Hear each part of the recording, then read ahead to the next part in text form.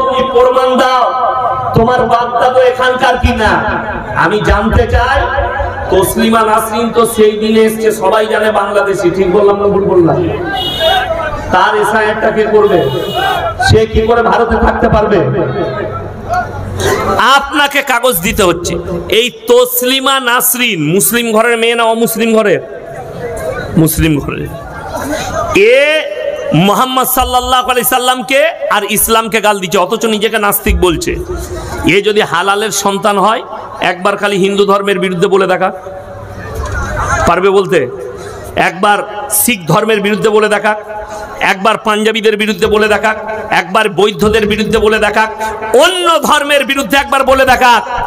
ইসলামকে গালি সবাই দিতে পারে, পারে না? পারে না। আমাদের কোনো যায় আসে না। হাতি চলে বাজার, কুত্তা ভোকে হাজার। হাতি রাস্তা দিয়ে যদি চলে যায় আর পেছনে কুকুর চিল্লালে হাতির কোনো আসর পড়ে? কথা বলেন, পড়ে না। তো আজকের নয়, তো তসলিমা নাসরিন আজকের নয়। যেদিন থেকে নবীজি সাল্লাল্লাহু আলাইহি সাল্লাম মেহনত শুরু করেছেন, দাওয়াত শুরু করেছেন, ইসলামের প্রচার শুরু করেছেন, সেই দিন থেকে বেঈমান কাফেররা ইসলামকে গালি, ইসলামের বিরোধিতা করতে লেগেছে। যদি বলেন কোথায়? কোরআনে আছে। নবীজি সাল্লাল্লাহু, সবাই একবার বলুন সাল্লাল্লাহু আলাইহি ওয়াসাল্লাম। নবীজি কাবা ঘরে কোরআন পড়ছেন। কোথায় বললাম? কাবা ঘরে কোরআন পড়ছেন। আর বেঈমান কাফেররা চারিদিকে নবীজির বিরুদ্ধে কি তবলিগ করছে, কি প্রচার করছে? وقال الذين كفروا لا تسمعوا لهذا القرآن والغوا فيه لعلكم تغلبون। তারা বলছে নবী যে কোরআন আবৃত্তি করে, সে কোরআন তোমরা শ্রবণ করো না, হাততালি মারো আর কানেতে আঙ্গুল দাও। তারা প্রচার করছে এই মুহাম্মদ আল্লাহর নবী যে কোরআন পড়ে, সে কোরআন তোমরা তেলাওয়াত শুনো না, কানেতে হয় আঙ্গুল দাও আর হাততালি মেরে আওয়াজ বাজাও, যাতে তার কোরআন কেউ শুনতে না পায়। আল্লাহর কসম, বেঈমানদের এই মেহনতু বিফল চলে গেছে, গোটা পৃথিবীতে ইসলাম প্রচার হয়ে গেছে। জোরে বলুন সুবহানাল্লাহ। রুখতে পারেনি। এখন আপনাদেরকে অনুরোধ করে বলছি, বুকে হাত দিয়ে নিয়ত করলেন, আজ থেকে নিয়ত করব আমরা মুমিন হব। জোরে বলুন ইনশাআল্লাহ। মুমিনের দাম আছে, মুসলমানের দাম নাই। মুসলমান নামটা লিখে দিলি হচ্ছে অমুক ইসলাম, নামটা লিখে দিলি, খালি বুক ফুলিয়ে বলা আমি তো মুসলমান, ওই রকম বললেওয়ালা মুসলমান গাদা আছে। আমি একটা জলসায় বলেছি অনেক দিন আগে, 4 বছর আগে, আমি ইসলামপুর যাচ্ছিলাম জলসায়। এই দৌলতাবাদ বাজারে একটা চায়ের দোকানে ঢুকলাম। দৌলতাবাদে সব বিনা টুপিওয়ালা বসে আছে, মুখে দাড়ি ফাড়ি কিচ্ছু নাই, লুঙ্গি পরে গেঞ্জি পরে। একজন বলছে আপনি কি মৌলী সাহেব নাকি? আমি বললাম হ্যাঁ, তাই তো মনে হচ্ছে, মাথায় টুপি আছে। যখন বলছে সালাম দিলেন না। আমি বললাম কি করে সালাম দেবো, তোর তো লেবেল নাই বে, কোনো বেলিবাল বালা মাল। আমি বললাম তোমরা আমাকে দিলে না, আমি তো মুসলমান, এটা বুঝতে পারছো না, পারোনি? বলে হ্যাঁ। আমরা তোমার কি দেখে আমি বুঝবো যে তুমি মুসলমান? ওপর থেকে নিচে পর্যন্ত হিজড়ে, সব মাল চাচা, তো তুমি আমাকে দিলে না।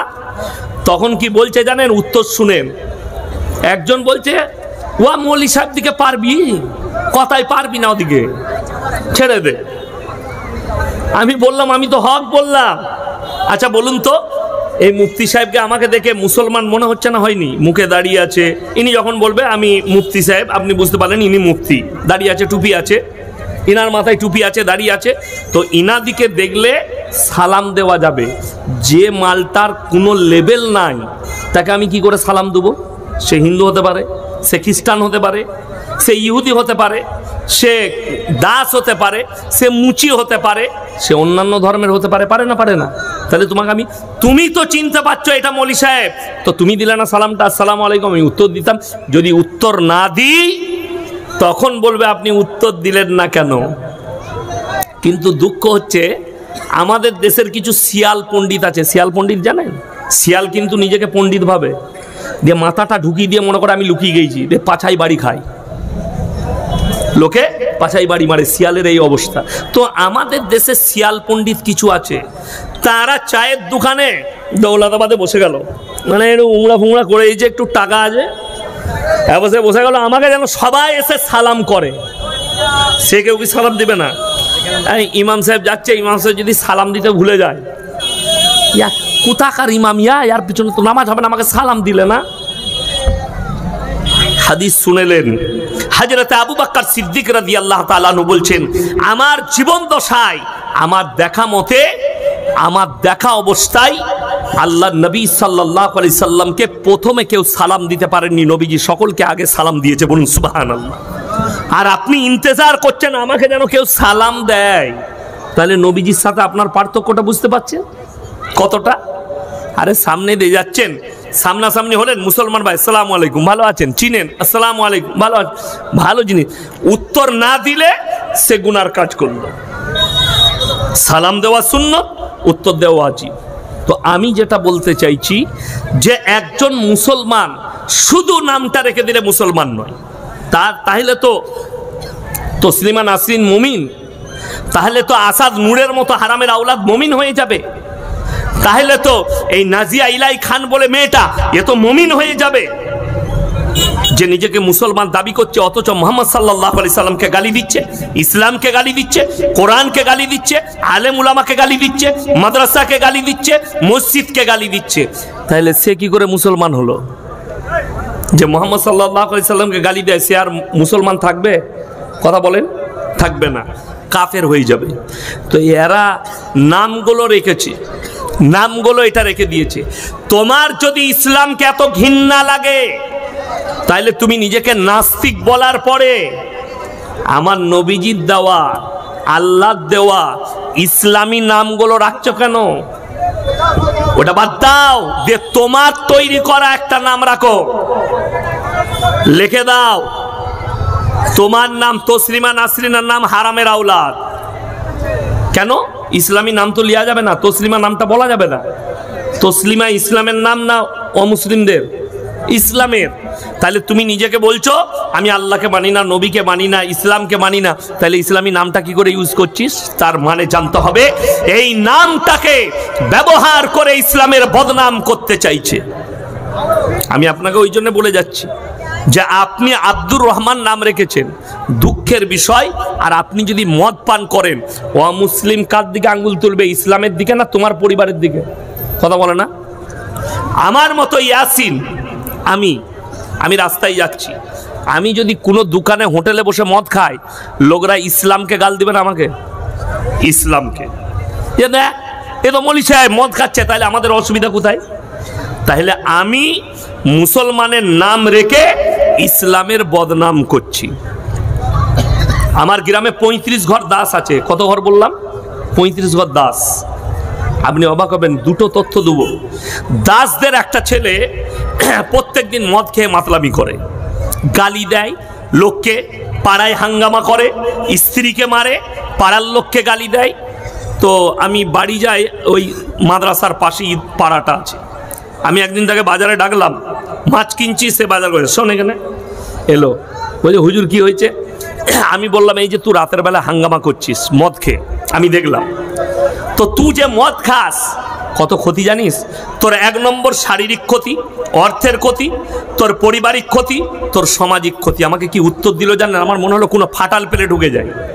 বলছে ইয়াসিন ভাই তুমি আমাকে মানা করছো, আমার কাছে পয়সা থাকে, আমি খেটে খাই, তোমার অমুক মুসলমান ভাই আমাকে ডেকে নিয়ে গিয়ে নিজের পয়সায় খাওয়ায়। কতটা দুঃখ লাগে, বেদনা লাগে। তোমার অমুক মুসলমান ভাই, ওই পাড়ার অমুক ভাই, সে বাড়ি থেকে মুরগির মাংস কষে নিয়ে এসে আমাকে ডেকে মদ খাওয়ায়। আপনি বলুন দাওয়াতটা এরপরে কাকে দেবো? আমি কতটা লজ্জিত তার কাছে। বুঝতে পেরেছেন তো?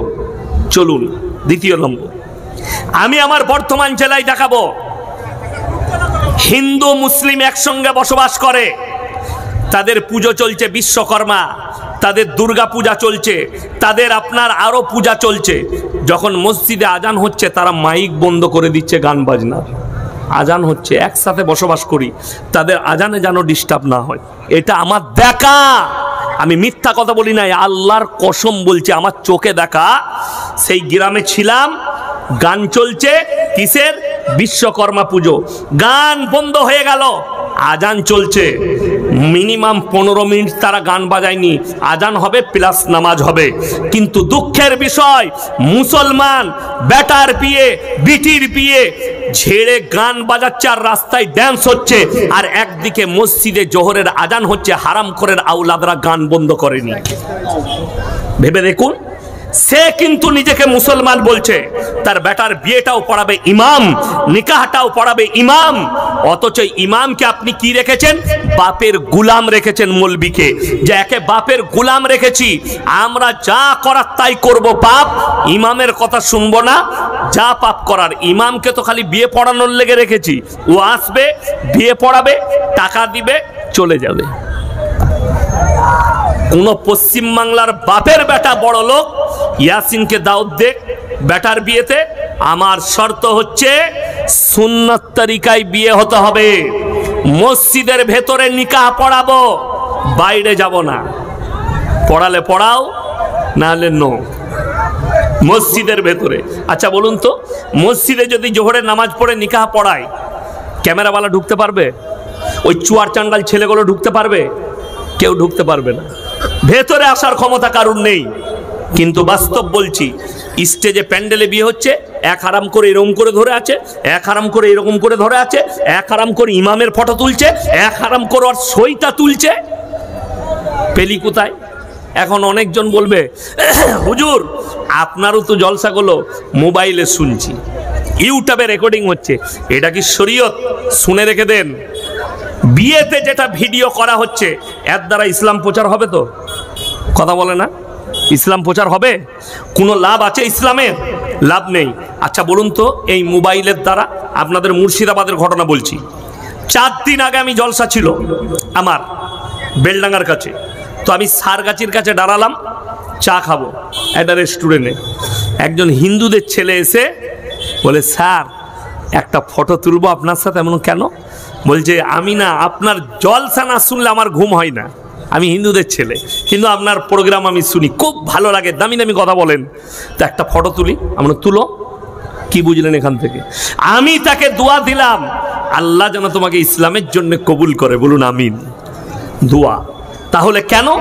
সে বুঝতে পারলো আজকে অনেক হিন্দু ভাই আপনার ধর্মকে রেসপেক্ট করছে, এই মোবাইলে জলসা শোনার পরে, ইসলামের সত্যকে জানার পরে অনেক অমুসলিম ভাই তারা বুঝতে পেরেছে যে আমাদিকে কেউ ভুল বুঝাচ্ছে, ইসলামের বিরুদ্ধে, নবী মুহাম্মদ সাল্লাল্লাহু আলাইহি ওয়াসাল্লামের বিরুদ্ধে। এই যারা নূপুর শর্মা কয়েক বছর আগে গাল দিয়েছিল, 2 বছর আগে, কাকে? মুহাম্মদ সাল্লাল্লাহু আলাইহি ওয়াসাল্লামকে গালি দিয়েছিল না, দেয়নি? আচ্ছা, ফারাক কেন পড়েনি? এই মোবাইল থাকার কারণে। আমি একটা জলসাই বলেছি, अगर हिम्मत है नूपुर शर्मा हमारे देश के जो महापुरुष थे स्वामी विवेकानंद, उनका पेशाब के बराबर नहीं हो सकती। अब जरा उनका बात देख लो, अमेरिका के शिकागो शहर, আমেরিকার শিকাগো শহরে স্বামী বিবেকানন্দ বলল, আমি যদি পৃথিবীতে কেউ কি মহাপুরুষ মহামানব মনে করি, তিনি হচ্ছেন একমাত্র হযরত মুহাম্মদ মুস্তাফা, সকলে জোরে বলুন সাল্লাল্লাহু আলাইহি সাল্লাম। এটা আমাদের মতো মৌলবি বলেনি, স্বামী বিবেকানন্দ বলেছে। কেন বলেছেন? তিনি নবীজির জীবনী পড়েছেন, তিনি নবীজির বায়োডাটা পড়েছেন। তো আপনাকে যে গালি দেবে, মুহাম্মদ সাল্লাল্লাহু আলাইহি সাল্লামকে যে গালি দেবে, তাদেরকে বলবো একবার জীবনে হলেও বায়োডাটা মুহাম্মদ সাল্লাল্লাহু আলাইহি সাল্লাম পড়ে নাও।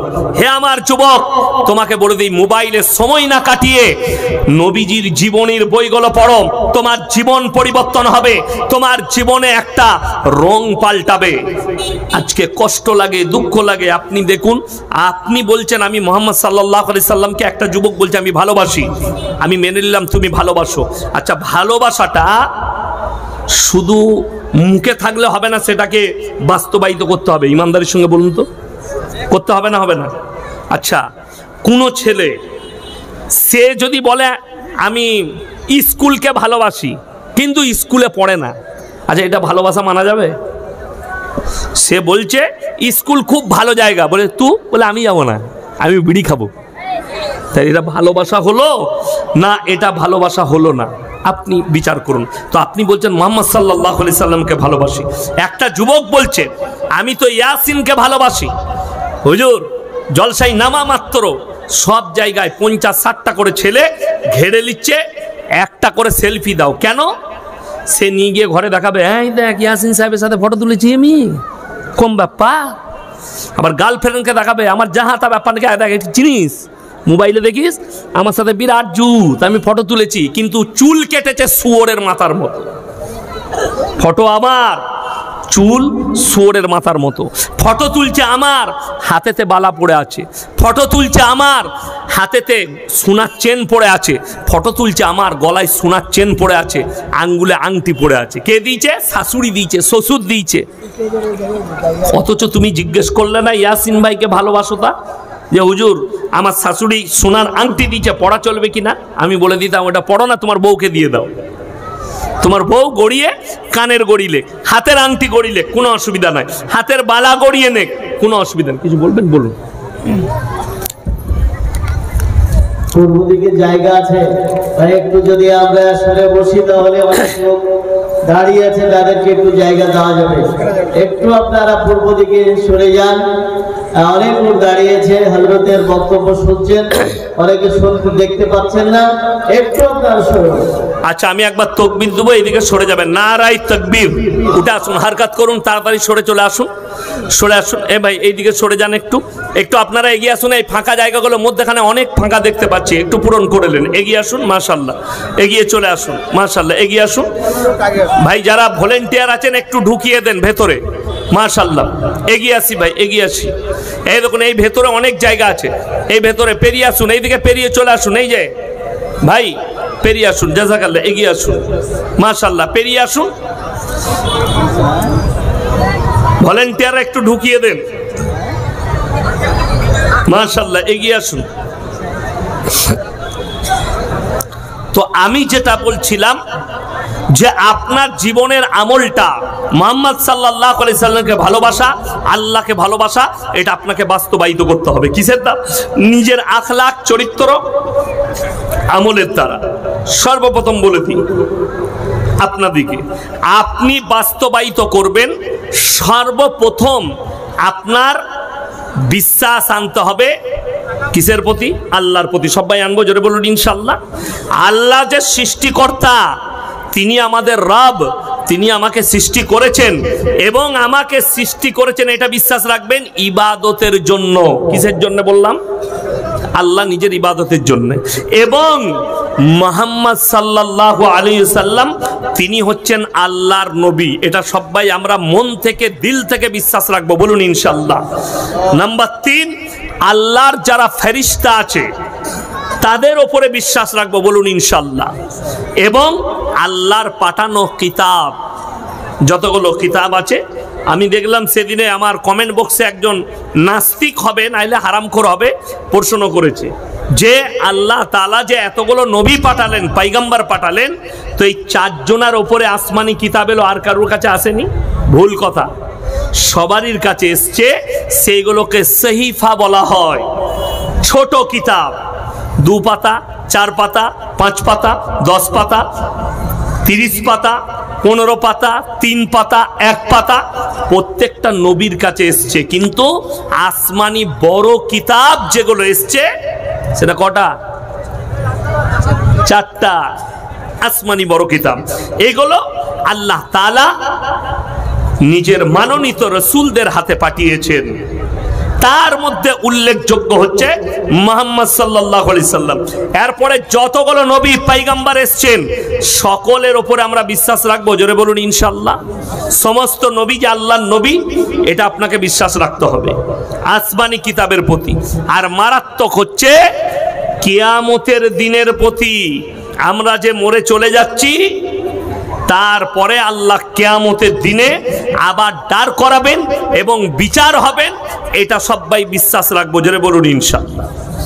দেখুন আমরা মানুষ তো, আল্লাহ কোরআনে বলেছেন ইন্নাল ইনসানা খুলিকা হালুয়া, আমি মানুষকে অসহায় আর দুর্বল সৃষ্টি করেছি, মানুষ সবল নয়। এই যে বাচ্চা, স্বামী স্ত্রী মিলনের মাধ্যম দিয়ে বাচ্চা পয়দা হচ্ছে না হয়নি? আমরা জানি, সায়েন্স বলছে, ডাক্তার বলছে, আল্লাহর কসম করে বলছি, আল্লাহ না চাইলে বাচ্চা হবে না, ঠিক কিনা কথা বলে? সায়েন্স চাইলেও হবে না, আল্লাহ না চাইলে। মায়ের গর্ভে বাচ্চাটা এমনি আসে না। আপনি বলুন তো, স্বামী স্ত্রী মিলন হয়, অনেকজনই মিলন করছে, সবারই বাচ্চা হয়? কথা বলেন, বাচ্চা হয় না। কোরআনে ওই জন্যে এই দেখুন, আপনি বলবেন ইয়াসিন সাহেব, মুফতি সাহেব, ইনি, আমরা যারা এখানে বসে আছি, আমরা আসার আগে, মানে আপনি পয়দা হননি, আমরা পয়দা, এখানে কথা বলছেন না, একদম চুপ, আমরা পয়দা হয়নি, তখন কি আমাদের পরিবারের লোক কেউ জানতো? কথা বলেন, যে ইয়াসিন বক্তা হবে, একজন ছেলে জন্মাবে শওকত সাহেবের, এটা আপনারা জানতেন? অনেকজন তো ছোট থেকে আমার আব্বার জলসা শুনছেন না শুনেননি, কিন্তু কেউ আন্দাজ করেছিলেন তার ছেলে বক্তা হবে?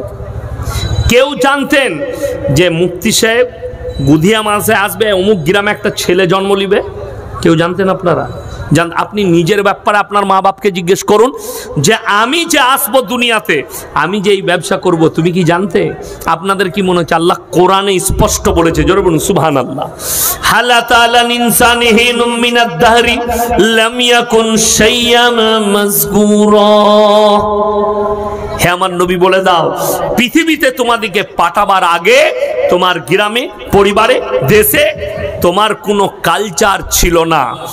নারী এবং পুরুষ, স্বামী এবং স্ত্রী, তারা নিজের স্ত্রী জরায়ুতে এক ফুটা নিঃশ্বাস পানি নিক্ষেপ করেছ, বাকি সমস্ত কাজ, সকলে বলুন কার? আল্লাহ। আমি আল্লাহ সৃষ্টি করেছি, সব কিছু আমি দিয়েছি। ওই জন্যে আমাদের দেশে একটা রোগ আছে, বিয়ে করেছেন 1 বছর বাচ্চা হচ্ছে না, 2 বছর বাচ্চা হচ্ছে না, ডাক্তার দেখাচ্ছেন বহরমপুরে বাচ্চা হলো না, ডাক্তার বললে কলকাতায় চলে যাও, কলকাতায় গেলেন তাও বাচ্চা হচ্ছে না, ডাক্তার বললে ওষুধগুলো খাওগা, হলে হবে, না হলে হবে না। তখন দেখলে এই লাইনটা ছেড়ে দিয়ে আর একটা লাইন আছে আমাদের দেশে, সেটা কি? কোন হুজুরের তাবিজে ছেলে হবে খোঁজ, তাই না? এখন লোকে বলে দিচ্ছে, কি বুঝলেন? সেদিনে একজন আমাকে ফোন করে বলছে, হুজুর, আমাকে একজন হুজুর বলেছে অমুক মাজারে 3 দিন থাকলে ছেলে হবে। আমি জানি না, আমরা জানি স্বামীর পাশে শুলে ছেলে হয়, এরপর সে জানে মাজারে চুলে ছেলে হবে কিনা, সে জানে, আমি জানি না, আমার জানা নাই। দুঃখের বিষয়, আল্লাহর কসম করে বলছি, কেউ যদি বলে আমার তাবিজ, আমার পানি পড়াই, আমার ফুক দেওয়াতে বাচ্চা হবে, তার কানটা মুচুরে কোরআন খুলবেন। কোরআন রাখা আছে 3 পারা সূরা আল ইমরান। কোন সূরা বললাম? আল ইমরান। ওয়াল্লাযী ইউসাউবিরুকুম ফিল আরহামি কাইফা ইয়াশা লা ইলাহা ইল্লা হুয়াল আজিজুল হাকীম। হে আমার নবী, পৃথিবীর মানুষকে বলো, মায়ের গর্ভে বাচ্চা দান করি আমি আল্লাহ, আমার ইচ্ছা মতো, আমি কারো পরামর্শে কাজ করি না। জোরে বলুন সুবহানাল্লাহ। আমি কারো পরামর্শ লই না, আমি আল্লাহ আমার ইচ্ছা মতো বাচ্চা দান করি। কালা, বোবা, অন্ধ, আপনার খোঁড়া, হাত নেই, সব আমার আল্লাহর ইচ্ছা, আমি কারো পরামর্শ লই না। আজকে দুঃখে আপনি বলতে পারেন, মুফতি সাহেব আমার জন্য দোয়া করবেন, আল্লাহ যেন আমাকে একটা নেক সন্তান দেয়। আমি ইয়াসিন বলবো, আল্লাহ তোমাকে নেক সলে আওলাদ দান করুক। যদি বলেন বাচ্চা হচ্ছে না, আমি আল্লাহকে এতটুকু অনুরোধ করতে পারি, আল্লাহ আমার এক ভাই আমাকে বলেছে দোয়ার জন্যে, তার বাচ্চা হচ্ছে না, আল্লাহ তুমি তাকে একটা আওলাদ দান করো, এটা আমি আল্লাহকে অনুরোধ করতে পারি। কিন্তু আপনি যদি আমাকে এসে বলেন, হুজুর আমার বাচ্চা হচ্ছে না, আপনি যা হোক করে একটা বাচ্চা দিবার ব্যবস্থা করুন, আমি কি করে দেবো? বড় কষ্ট লাগে। আমার হাতে তো বাচ্চা নাই। আর আমাদের তাবিজে যদি ছেলে হতো, আমাদের তাবিজে বেটা হলে পঞ্চায়েতগুলো অন্য কেউ পেত না, আমরাই নেতা হতাম। ইসলামে 4টা বিয়ে করা জায়েজ আছে না নাই? কথা বলে না? জায়েজ আছে। আমরা মৌলবীরা 4টা বিয়ে করতাম, বছরে একটা করে বেটা, 4 10 কটা? 40টা। লাঠির জোর কার? আমার। তুমি কি করে পঞ্চায়েত পাবে? ফাটিয়ে দে সব। প্রতি বছর পঞ্চায়েতের প্রধান আমি। দুঃখের বিষয়, বেদনার বিষয় যে আমি ইয়াসিন, আমার 2টো বিটি, আমার দুটো বিটি, কোনো মৌলবীর 3টে বিটি, কোনো মৌলবীর 4টা বিটি, কারোর 5টা বিটি। আল্লাহ যাকে যেরকম দিয়েছে সন্তান দেখ আর মেয়ে দেখ, নিয়ামত। কিন্তু দুঃখের বিষয় আমাদের দেশের মা বোনেরা মেয়ে হলে বেজার, যদি বৌমায়ের বিটি হয় কুলচ্ছনে বৌমা বাহ বিটি হয়েছে, আর বেটা হলে সোনা, নাউজবিল্লাহ। যদি কোনো শাশুড়ি বলে, কারুর মা বলে তোর বইয়ের বিটি হয়েছে পরপর 2টো, এ লক্ষণ ভালো নয়। তুমি তাকে বলবে যে তাহলে তোর মায়ের লক্ষণ কত খারাপ যে তোকে তো বিটি হিসাবেই জন্ম দিয়েছিল। কথাটা বুঝতে পেরেছেন না পারেননি? তোমার মা মেয়ে না হিজড়ে, তুমি তাকে জিজ্ঞেস করো। যে বলছে যে বিটি কেন পয়দা হলো, তাহলে তুমি কি হিজড়ে না তুমি মরদ? তুমি যদি নারী হও, আর যদি নারী জন্ম নেওয়ার পরে তুমি তোমার বউ মায়ের বিরোধিতা করো, তোমার থেকে নিকৃষ্ট মহিলা পৃথিবীতে কেউ নেই। তুমি কবরে যাওয়ার পরে বুঝতে পারবে আল্লাহর নিয়ামতের নাশুকরি করার কারণ কি হয় কবরে যাওয়ার পরে। ওই জন্যে আল্লাহ যেটা দিয়েছেন নিয়ামত, আল্লাহ কথা বলেন, যেটা দিয়েছে নিয়ামত, তার একটা মারাত্মক দলিল দিচ্ছি।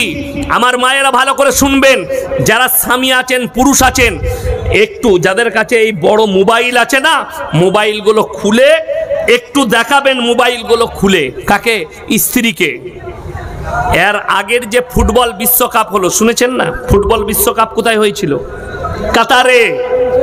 কাতারের ফুটবল বিশ্বকাপে যে ছেলেটার কোরআনের তেলাওয়াত দিয়ে শুরু হয়েছে, সেই ছেলেটার কোমর থেকে এই দিকটা নাই। কি বললাম? এই দিকটা নেই। সে যখন তার মায়ের পেটে ডাক্তারের কাছে পরীক্ষা করতে গেছে, ডাক্তার বলল তার মায়ের ঈমান কত মূল্যবান, তার বাপের ঈমান কত মজবুত। ডাক্তার বলল আপনার পেটে যে সন্তানটা আছে তার অর্ধেকটা নেই, কিন্তু সুস্থ আছে, বাচ্চা সুস্থ, বাচ্চার সব কিছু ঠিক আছে, খালি কোমর থেকে নিচের দিকটা নেই। তখন সেই মাকে বলল এক কাজ করুন, এই বাচ্চা নিয়ে কি করবেন? একে ইঞ্জেকশন দিয়ে নষ্ট করে দাও। কি উত্তর দিল জানেন ডাক্তারকে? এটা তো আল্লাহর পাঠানো নিয়ামত, আল্লাহ যেমন দেবে সেই সন্তানটাই আমার কাছে অনেক বড়, ওটা আল্লাহর পাঠানো নিয়ামত, আল্লাহর যা ইচ্ছা হবে সেটাই হবে। এই ধরনের কথা আমাদেরকে বলবেন না। সেই ছেলে কোরআনের হাফেজ, অর্ধেকটা নেই, যার তেলাওয়াতের দ্বারা গোটা পৃথিবীর মানুষ দেখেছে, অর্ধেকটা নেই, যার তেলাওয়াতের দ্বারা ফুটবল বিশ্বকাপ অনুষ্ঠিত হয়েছে। জোরে একবার বলুন সুবহানাল্লাহ।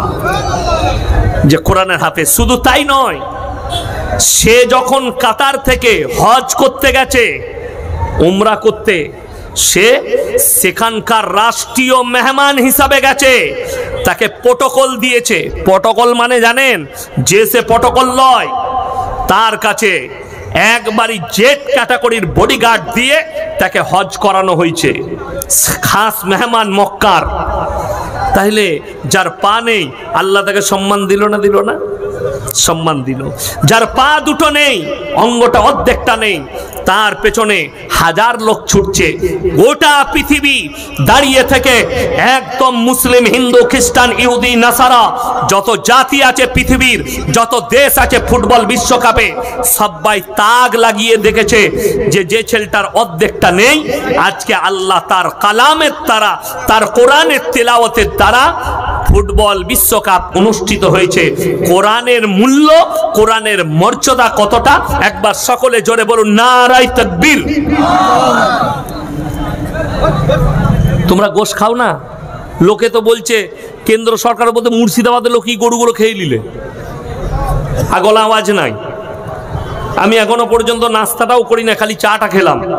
জোরে বলুন নারায়ে তাকবীর। হ্যাঁ, এখানে আওয়াজটা উঠতে হবে।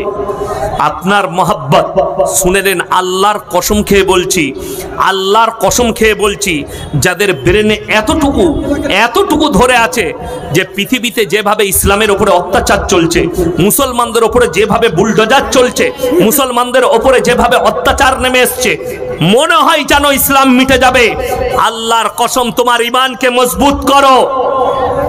গোটা পৃথিবীর শক্তি যদি একদিকে দাঁড়িয়ে যায়, আমেরিকা, রাশিয়া, চাইনা, যতগুলো পরমাণু শক্তিধর দেশ আছে, তারা যদি একদিকে দাঁড়িয়ে যায়, আল্লাহর কসম খেয়ে বলছে কোরআনের একটা জের জবরকে মিটাবার ক্ষমতা পৃথিবীর কোনো শক্তির নাই। জোরে বলুন সুবহানাল্লাহ।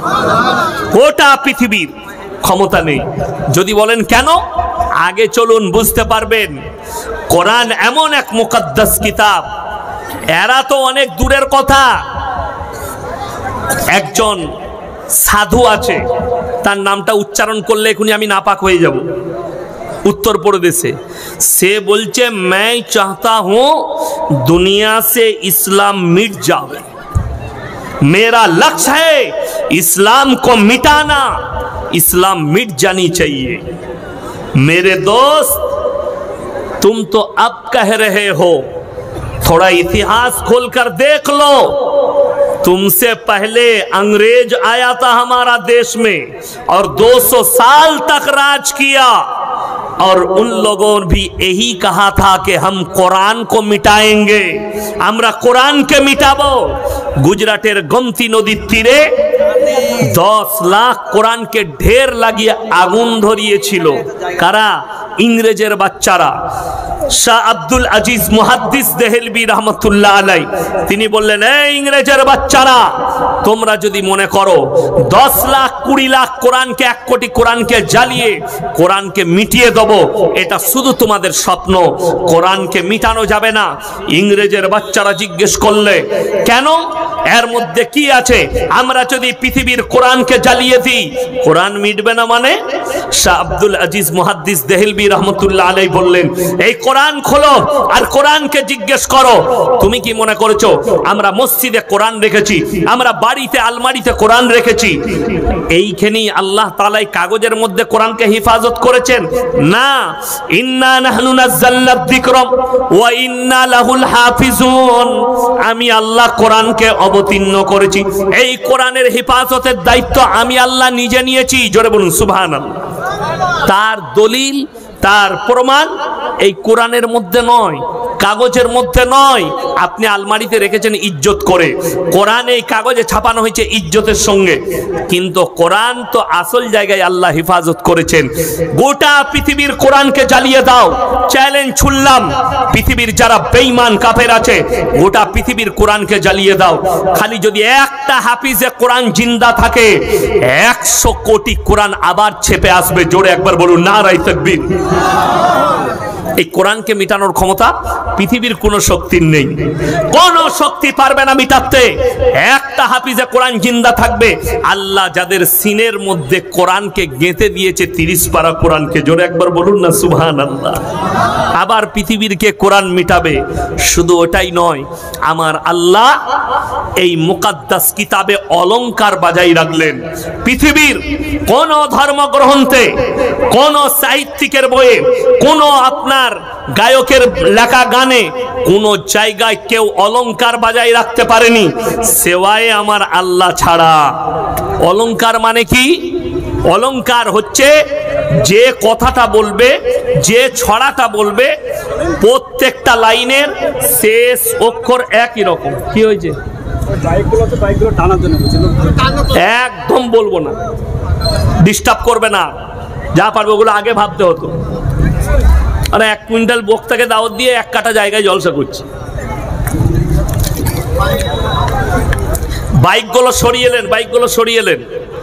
আমার বন্ধুগণ, আমার ভাই, অনুরোধ করে শুনে যান, ভালো করে শুনবেন, দিলের কান দিয়ে শুনেন, দিলের কান দিয়ে। যারা মনে করছেন কোরআন মিথ্যা কিতাব, সেই বেঈমান দিকে বলো, সেই কাফের আর নাস্তিক দিকে বলছি, আল্লাহ কোরআনে অলংকার বাজাই রেখেছে। পৃথিবীর কোন ধর্মগ্রন্থে, কোন কিতাবে, কোন সাহিত্যিক, কোন জ্ঞানী, কোন প্রফেসর, কোন ইঞ্জিনিয়ার কেউ নিজের লেখাতে অলংকার বাজাই রাখতে পারেনি। অলংকার মানে কি? যে ছড়াটা বলবেন তার প্রথম থেকে শেষ পর্যন্ত প্রত্যেকটা লাইনের শেষে একই অক্ষর থাকবে। কি অক্ষর বললাম? একই রকম অক্ষর থাকবে, শেষেতে একটাই অক্ষর।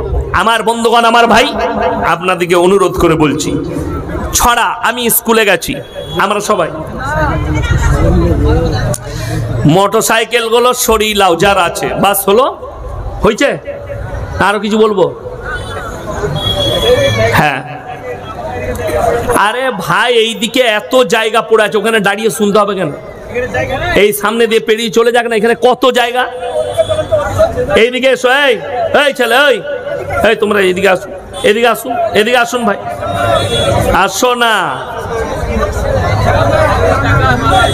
আরে অনেক মাংস ভাত আছে, পরে খাবে, এদিকে এসো, আগে জলসাটা শুনে নাও। আমার বন্ধুগণ, আমার ভাই, আপনাদিকে অনুরোধ করে বলে যাচ্ছি, অলংকার কি ভালো করে শুনবেন।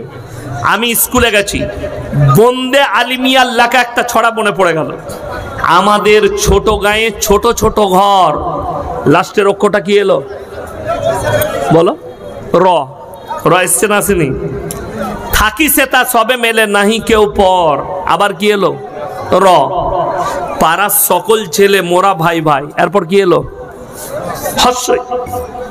অলংকার কেটে গেল। এইরকম যদি এই মঞ্চে কোন ডাক্তার, মাস্টার, প্রফেসর, ইঞ্জিনিয়ার কেউ যদি বাপের বেটা থাকেন, একটা ছড়া শুনান, একটা পদ্য শুনান, একটা গদ্য শুনান, একটা গান শুনান যার মধ্যে অলংকার বাজাই আছে, যখন শুরু করবেন শুরু থেকে শেষ পর্যন্ত প্রত্যেকটা লাইনের শেষে একই অক্ষর থাকবে। পৃথিবীর বেঈমান কাফেররা শোনো, যারা বলছো কোরআন মিথ্যা, ইসলাম মিথ্যা, তাদেরকে বলছি তুমি কোন জায়গায় কোন ধর্মগ্রন্থে অলংকার বাজাই দেখাতে পারবে না। যদি বলেন কোরআনে আছে, আল্লাহর কসম আমার আল্লাহ কোরআনে অলংকার বাজাই রেখেছেন। সকলে একবার জোরে সোরে বলুন সুবহানাল্লাহ। যদি বলেন কোথায়, কোরআন খুলেন 30 পারা। কত পারা বললাম? 30 পারা। ওয়াশ-শামসি ওয়া দুহাহা ওয়াল কমারি ইযা তালাহা ওয়ান নাহারি ইযা জাল্লাহা ওয়াল লাইলি ইযা ইয়াগশাহা ওয়াস সামাই ওয়া মা বানাহা ওয়াল আরদি ওয়া মা তাহাহা ওয়া নাফসি ওয়া মা সাওয়াহা ফাআলহামাহা ফুজুরাহা ওয়া তাকওয়াহা। জোরে বলুন সুবহানাল্লাহ।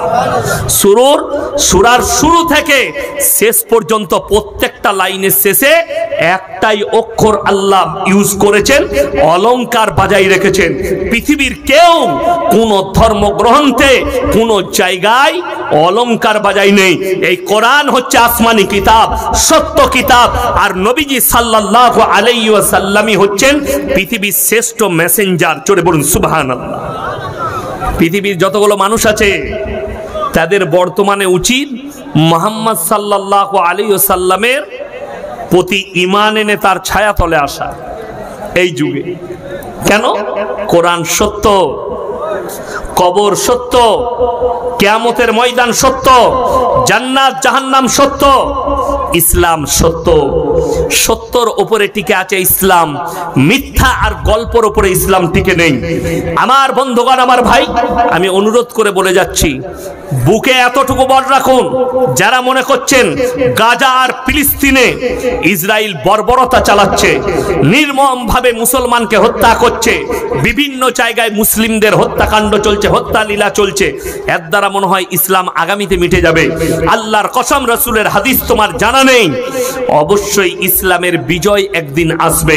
খোরাসান থেকে একটা দল বের হবে, রাসূলের হাদিস তোমরা চোখে দেখতে পাবে। খোরাসান থেকে একটা দল বের হবে, যারা এত মারাত্মক যুদ্ধ করবে, পৃথিবীর আর কোনো শক্তি তাদের সামনে দাঁড়িয়ে থাকতে পারবে না, টিকতে পারবে না। তাদের কাছে এত অত্যাধুনিক অস্ত্র থাকবে, এবং তারা যখন যুদ্ধ করতে লাগবে, যুদ্ধ করে একবারই গিয়ে আল আকসায় ঝান্ডা গাড়বে। যারা মনে করছেন আমার তো মাটি হয়েছে দৌলতাবাদে, আমার মাটি হয়েছে খুনিয়া পুকুরে, আমার মাটি হয়েছে লালবাগে, আমি মনে হয় লালবাগে এইখানেই কিয়ামতটা হবে, না, আল্লাহ তাআলা গোটা পৃথিবীর মানুষকে, কিয়ামতের ময়দান হবে আল আকসার ময়দান। কিয়ামতের ময়দান হবে ওই ময়দানটাই যেখানে আল্লাহ গোটা পৃথিবীর মানুষকে জড়ো করবেন। ওই জায়গাতেই কিয়ামত অনুষ্ঠিত হবে। গোটা পৃথিবীর মানুষকে কবর থেকে তুলে আল্লাহ তাআলা ওই জায়গায় জড়ো করবেন। আমার বন্ধুগণ, আমার ভাই, আপনারা আমরা সকলে কোরআনকে দিল থেকে বিশ্বাস করব। জোরে বলুন ইনশাআল্লাহ। এতটুকু সন্দেহ আনবেন না। কেন? আল্লাহ কোরআনে সূরা বাকারার প্রথমেই বলে দিয়েছেন, জালিকাল কিতাবু লা রাইবা ফি। আমার এই কোরআনে বিন্দুমাত্র সন্দেহের কোনো অবকাশ নাই। জোরে বলুন সুবহানাল্লাহ। একটা মুসলমানের জন্য উচিত সে যেন বিন্দুমাত্র, কিঞ্চিত মাত্র দিলে এই কোরআনের প্রতি সন্দেহ না আনে, আল্লাহর প্রতি সন্দেহ না আনে, আল্লাহর রসুল মুহাম্মদ সাল্লাল্লাহু আলাইহি সাল্লামের প্রতি সন্দেহ না আনে।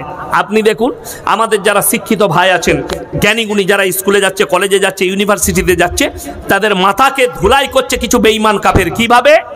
আরে তোমাদের মুহাম্মদ সাল্লাল্লাহু আলাইহি সাল্লাম সে তো 11টা বিবাহ করেছে, বলছে না বলেনি? নবীজি 11টা বিবাহ করেছে। এটা যদি আমাদের দোষ হয়, এটাতে যদি নবীজি খারাপ হয়, যে বলছে তাকে জিজ্ঞেস করো, আমার মোবাইলে রেকর্ডিং আছে, তার ভিডিও আছে। একজন হিন্দু ভাইদের সাধু পণ্ডিত তিনি বলছেন, তাকে বাগেশ্বর ধাম বাবার নাম শুনেছেন না শুনেননি?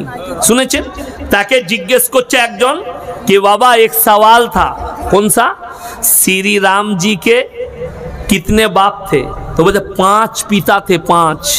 আমি বলিনি, এটা আমাদের মৌলবীদের কথা নয়, আমি জানিও না ওই ধর্ম সম্পর্কে। তিনি বলছেন, একটু পেছনে নিলেন, এইখানে নিলেন, ওই দিকটাই, হ্যাঁ হ্যাঁ হ্যাঁ ওই দিকটাই লেন না, অসুবিধা নাই, ওই দিকটাই লেন।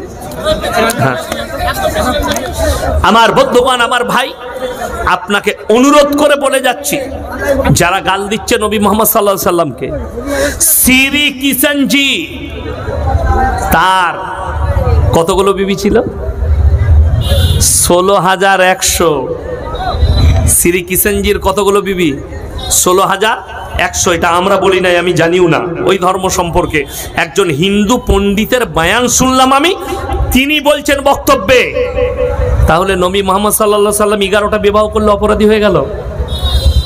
যারা মুসলমান শিক্ষিত আছেন শুনে যান একটা কথা, নবীজি সাল্লাল্লাহু আলাইহি সাল্লাম যতগুলো কাজ করেছেন, যতগুলো বিবাহ করেছেন, একটাও নিজের ইচ্ছাই করেননি, সবগুলো আমার আল্লাহর হুকুমে করেছেন। জোরে বলুন সুবহানাল্লাহ। এইটার ওপরে ঈমান আনতে হবে যে নবীজি সাল্লাল্লাহু আলাইহি সাল্লাম 11টা বিবাহ করেছেন। পৃথিবীর একটা বাপের বেটা দেখিয়ে দেন নবীজি সাল্লাল্লাহু আলাইহি সাল্লাম 11টা বিবাহ করেছেন, তার মধ্যে 10টা খালি বিধবাকে। জোরে বলুন সুবহানাল্লাহ। একটা 25 বছরের ছেলেকে নিয়ে আসুন, সুন্দর, তাকে বলবো যে তোর সঙ্গে একটা 40 বছরের বুড়ি মেয়ের বিয়ে দেবো, বিয়ে করবে? কথা বলে, সে কি বলবে? তোমার মাথাটা খারাপ হয়ে গেছে। আমার মতো মৌলী সাহেব যদি বলি, তারপরও বলবে দূর, এ কি মৌলী সাহেব, বুড়ির সঙ্গে আমার বিয়ে দিচ্ছে, খারাপ। একটা ঘটনা শুনাই। নদিয়া ডিস্ট্রিক্টের একটা ছেলে আমাকে ফোন করলো, হুজুর একটা প্রশ্ন ছিল। বলো। বলছে আমাদের পাড়ায় একটা যুবক ছেলে অ্যাক্সিডেন্ট হয়ে মারা গেছে, তার এই বিয়ে হয়েছিল 2 বছর, একটা কচি বাচ্চা আছে 6 মাসে। আমি কি সেই মহিলাকে বিয়ে করতে পারি? আমরা অফকোর্স, কোনো অসুবিধা না, আপনি বিয়ে করুন, শরীয়তে জায়েজ আছে, তার ইদ্যত পালন হবে, তারপরে তুমি তাকে নিকাহ করে নাও, এ তো নেকির কাজ। বলছে আমার পাড়ার লোক, আমার মা বাপ, এরা বলছে তুই বিধবা মেয়েকে, বিবাহিত মেয়েকে বিয়ে করবি, ওটা তো খারাপ। আমি বললাম তোমার বাপ মা মুসলমান না অমুসলিম, বদ্দিন? বলে না মুসলমান। আমরা নামাজ পড়ে আব্বা মা? বলে পড়ে। আমরা তোমার আব্বা মায়ের কাছে গিয়ে ফোনটা অন করো, তুমি যদি একটা বিধবা মেয়েকে বিয়ে করো 20 বছর 24 বছরের, ওটা যদি সমাজে খারাপ হয়, নবী মুহাম্মদ সাল্লাল্লাহু আলাইহি সাল্লাম বয়স হচ্ছে 25 বছর, আর নবীজি বিবাহ করছেন একজন বিধবা নারী, তার নাম হচ্ছে হযরতে খাদিজাতুল কুবরা রাদিয়াল্লাহু তাআলা আনহা, তার বয়স হচ্ছে 40 বছর। জোরে বলুন সুবহানাল্লাহ। আল্লাহ রাসূল সাল্লাল্লাহু আলাইহি সাল্লাম 11টা বিবির মধ্যে একমাত্র অবিবাহিতা যিনি ছিলেন, যুবতী যিনি ছিলেন, তিনি হচ্ছেন হযরতে আয়েশা সিদ্দিকা রাদিয়াল্লাহু তাআলা আনহা, একমাত্র তিনি অবিবাহিতা। এখন কিছু লোক অভিযোগ করছে যে মুহাম্মদ সাল্লাল্লাহু আলাইহি সাল্লাম 6 বছর বয়সে মা আয়েশাকে বিবাহ করেছেন। ওরে পাগলা চণ্ডী, ভালো করে খুলে দেখ, রবীন্দ্রনাথ ঠাকুর যেদিনে বিয়ে করেছেন সেই দিনে তার স্ত্রীর বয়স কত ছিল? ঈশ্বরচন্দ্র বিদ্যাসাগর যেদিনে বিবাহ করেছেন তার স্ত্রীর বয়স কত ছিল? আপনার শরৎচন্দ্র চট্টোপাধ্যায় যেদিনে বিয়ে করেছে, বঙ্কিমচন্দ্র যেদিনে বিয়ে করেছে, তার স্ত্রীর বয়স কত ছিল? তার পিসাবের যোগ্য তোরা হবি না, আর তোরা নবী মুহাম্মদ সাল্লাল্লাহু আলাইহি সাল্লামকে গালি দিচ্ছিস। আমার নবীজি, সবার ইতিহাস শুনে যান, হাদিস, নবীজি সাল্লাল্লাহু আলাইহি সাল্লাম বিয়ে করেছেন মা আয়েশাকে 6 বছর বয়সে, কিন্তু সংসার শুরু করেছেন 9 বছরে। এখানে যারা আমার বাপের বয়সী আছেন, ইমানদারির সঙ্গে বলবেন, ইমানদারির সঙ্গে কথা বলবেন। আগেকার যুগে 8 বছর 9 বছর 10 বছরে মহিলাদের বিয়ে হতো না? হতো না? কথা বলেন, হতো? শুনেছি আমরা। এখন তো আমরা মৌলী সাহেবরাও দিচ্ছি না আমাদের বেটা বিটির বিয়ে, দিচ্ছি কি? সরকার আইন করেছে, দেশে আছি, সংবিধান মানতে হবে, দেশের আইন মানতে হবে, আমরা মানছি। 18 বছর বলেছে, আমি তো নিজে নিষেধ করি, 18 বছর বয়স না হলে মেয়ের বিয়ে দাও না। তুমি অন্যায় কেন করবে? কেন আইনের কাছে অন্যায় করবে তোমরা? ভারত সরকার আইন রেখেছে 18 বছর পেরুলে, হ্যাঁ, যেদিনে 18 বছর পূর্ণ হয়ে যাবে সঙ্গে সঙ্গে বিয়ে দিয়ে দাও, 19 বছর না পূরণ হতে হতে, ছেলের এবং মেয়ে, কোনো অসুবিধা নাই। এটা এখনকার যুগে তো এই হচ্ছে। বলছে কিছু লোক বলছে মৌলবীরা বুকা, অল্প বয়সে বিয়ে করছে। আমরা অল্প বয়সে বিয়ে করেছি। আমি ক বছর বয়সে আমি যখন বিয়ে করেছি, আমার স্ত্রী কত বয়স ছিল আমি বলবো না, মোবাইলে রেকর্ডিং হচ্ছে তো ছেড়ে দিবে। কি বলবেন? অনেকজন বলবে এত কম বয়সে বউকে বিয়ে করেছে। বড় কষ্টের সঙ্গে বলছি, রাগ করবেন না, যে একজনকে জিজ্ঞেস করলাম, ভাই তুমি বিয়ে শাদী হলো ভাই? বলে না হুজুর, চাকরি পাই তারপরে বিয়ে করব। বয়স কত? 35। চাকরি পেল কত? 38 বছরে চাকরি পেয়েছে। এরপরে মা বলছে, বাপ বলছে, বাপ চাকরি পেয়ে গেলি, এরপর চল তোর বিয়ে দিয়ে দেখাশোনা করতে করতে 39, বিয়ে হলো 40 বছর বয়সে। 41 বছর বয়সে একটা বেটা হলো। কি বুঝলেন? 41 বছর বয়সে একটা বেটা হয়েছে। বাজারে দেখা হয়েছে, দৌলতাবাদ বাজারে। সালাম আলাইকুম হুজুর, ভালো আছেন? আমরা ভালো আছি। ভাই বিয়ে শাদী হলো? হ্যাঁ, এই তো বিয়ে করলাম, একটা বেটা হয়েছে। বয়স কত হলো? বলে এই তো 41 হলো। আমি বললাম তাহলে আর? বলছে আবার লুবো কেন? ছেলেটাকে ভালো করে মানুষ করবো আমি। লিবি কি? তোর তো আর হবে না, গোডাউনে মাল শেষ 40-এর পরে, তুই লিবি কি? আর প্রত্যেকটা নবীর, কটা নবীর বললাম? কটা? যতগুলো নবী পয়গম্বর রাসূল এসেছেন, সকলের একটা সুন্নত, সকলের সুন্নত, সেটা হচ্ছে উপযুক্ত বয়সে বিবাহ দাও। যে সন্তানরা, মেয়েরা 18 থেকে 25-এর মধ্যে বিয়ে দিবেন, তারা বিবাহিত জীবনের মজা বুঝতে পারবে, বিবাহিত জীবনের সুখ বুঝতে পারবে। আর যদি ইসলাম বিরোধী হয়ে সুন্নতের খিলাফ বিয়ে দেন, 40 হোক, নিজের পায়ে দাঁড়াক, ও নিজের পায়ে যখন দাঁড়াবে তখন দেখতে পারবে ও মালের আর ছেলেই হচ্ছে না। দিয়ে ডাক্তারের দোষ, দিয়ে মৌলবীর দোষ, দিয়ে তাবিজ, পানি পড়া, এই পড়া। পানি পড়াতে ছেলে হয়? কে বললে? পানি পড়া খাইয়ে ছেলে হলে তো পৃথিবীর হিজড়েদেরও ছেলে হয়ে যেত। হতো না? হতো না? হিজড়েকে পানি পড়া খাইতে ছেলে হয়ে যাবে, স্বামী লাগবে না। কষ্টের বিষয়, দুঃখের বিষয়। আপনি কার উপরে কুসংস্কারে বিশ্বাসী? আমার বন্ধুগণ, আমার ভাই, আল্লাহর কসম করে বলে যাচ্ছি, সবাই নিয়ত করুন, আজ থেকে আমরা ইসলামী এবং নবীজি সাল্লাল্লাহু আলাইহি সাল্লামের আদর্শের উপরে জীবনযাপন করব। বলুন ইনশাআল্লাহ। ওইভাবে আপনার আচ্ছা, তো আমার ভাই, এরপরে আমি বলবো, জীবনে আমরা বেঁচে আছি না? না এখন কথা বলেন, বেঁচে আছি তো? আল্লাহ সকলের নারী পুরুষের হায়াতে বরকত দেখ, জোরে বলুন আমিন। আর একটা দোয়া আপনাদেরকে দিয়ে যায়, আল্লাহ আমাকে, আমাদের সকলকে মৃত্যুর আগে এহরাম বাঁধার তৌফিক দান করুন, বলুন আমিন। এরপরে বলি, জীবনে বেঁচে আছেন, 3টে কাজ জীবনে বেঁচে থাকতে করে যাবেন। আপনি কবরে শুয়ে থাকবেন, শুয়ে শুয়ে নেকি পাবেন। সবাই করবেন, হাত তুলে বলুন তো ইনশাআল্লাহ। তার মধ্যে নাম্বার 1, যারা পৃথিবীর বুকে একটা নেক সন্তান রেখে মারা গেছে। নেক সন্তান মানে কি? আপনি দুনিয়া থেকে চলে গেলেন, মারা গেলেন, সেই সন্তান আপনার জন্য দোয়া করবে, আপনার কবর জিয়ারত করবে, আপনার জন্য দান করবে, আপনার জন্য সে 5 ওয়াক্তের নামাজি, নামাজের পাটিতে বলবে, আল্লাহ আমি তো 5 ওয়াক্তের নামাজ পড়ি, আমার আব্বাজান আজকে চলে গেছে, আল্লাহ তুমি আমার আব্বাজানকে ক্ষমা করে দাও। হাদিসে আছে, ওই নেক সন্তান যখন দোয়া করবে, তার চোখের পানিটা গালে গড়ানোর আগে আমার আল্লাহ কবুল করবেন। জোরে বলুন সুবহানাল্লাহ। নেক সন্তান। নাম্বার 2, জীবনে বেঁচে থাকতে নিজের নামে এবং পরিবারের নামে সাদকায়ে জারিয়া করে যান। মাদ্রাসায় 10টা ইট, মাদ্রাসায় 10 বস্তা সিমেন্ট, মসজিদে কাজ হচ্ছে 5 বস্তা সিমেন্ট, মসজিদে কাজ হচ্ছে আমার একটা মার্বেল পাথর। আপনি দুনিয়া থেকে চলে যাবেন, কবরে শুয়ে শুয়ে কিয়ামতের সকাল পর্যন্ত নেকি পাবেন। জোরে বলুন সুবহানাল্লাহ। নাম্বার 3, খায়রুকুম মান তাআল্লামাল কুরআনা আল্লামাহু, এবং যারা কি করবে, ইলম হাসিল করে এবং অপরের কাছে পৌঁছায়। আপনি ইলম হাসিল করলে, এই যে আমি আপনাদের কাছে বক্তব্য দিচ্ছি, আমি ইলমের চর্চা করছি না করিনি? নামাজ, রোজা ইত্যাদি ইত্যাদি ইসলামের আপনাদের কাছে বলছি, হারাম হালাল বলছি।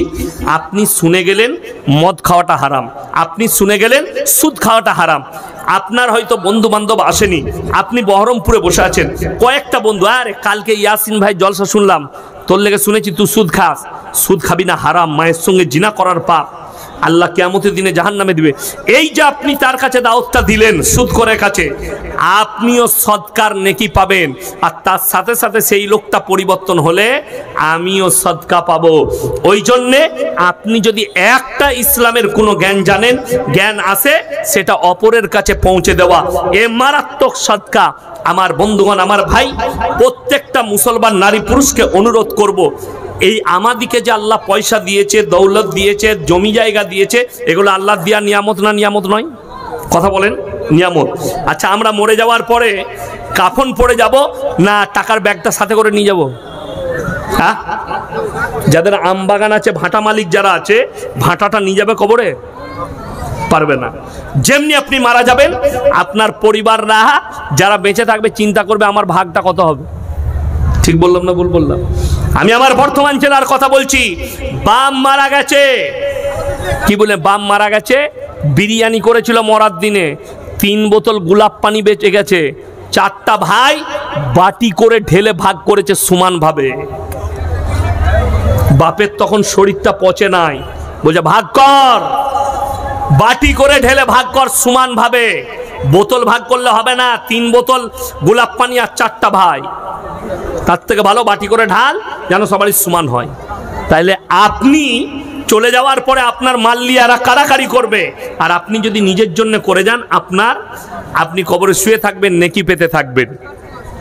যাদেরকে আল্লাহ মাল দিয়েছে, ইন্নাল মুবাদ্দিরিনা কানু ইখওয়ানাশ শায়াতিন ওয়া কানাশ শাইতানু লিরাব্বিহি কাফুরা।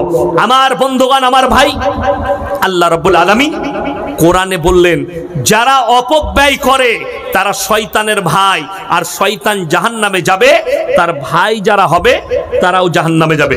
আমার বন্ধুগণ, ভালো করে বুঝবেন অপব্যয় কি। আল্লাহ আপনাকে টাকা দিয়েছে, আপনি লটারিতে, গাঁজাতে, মদেতে, আপনার আফিংয়ে, হিরোইনে, বিভিন্ন রকম গান বাজনা, লোটো, আলকাপ, জুয়া, এর মধ্যে খরচ করছেন। আপনি হচ্ছেন কোরআনের পরিভাষায়, আমার আল্লাহর পরিভাষায়, আপনি হচ্ছেন শয়তানের ভাই।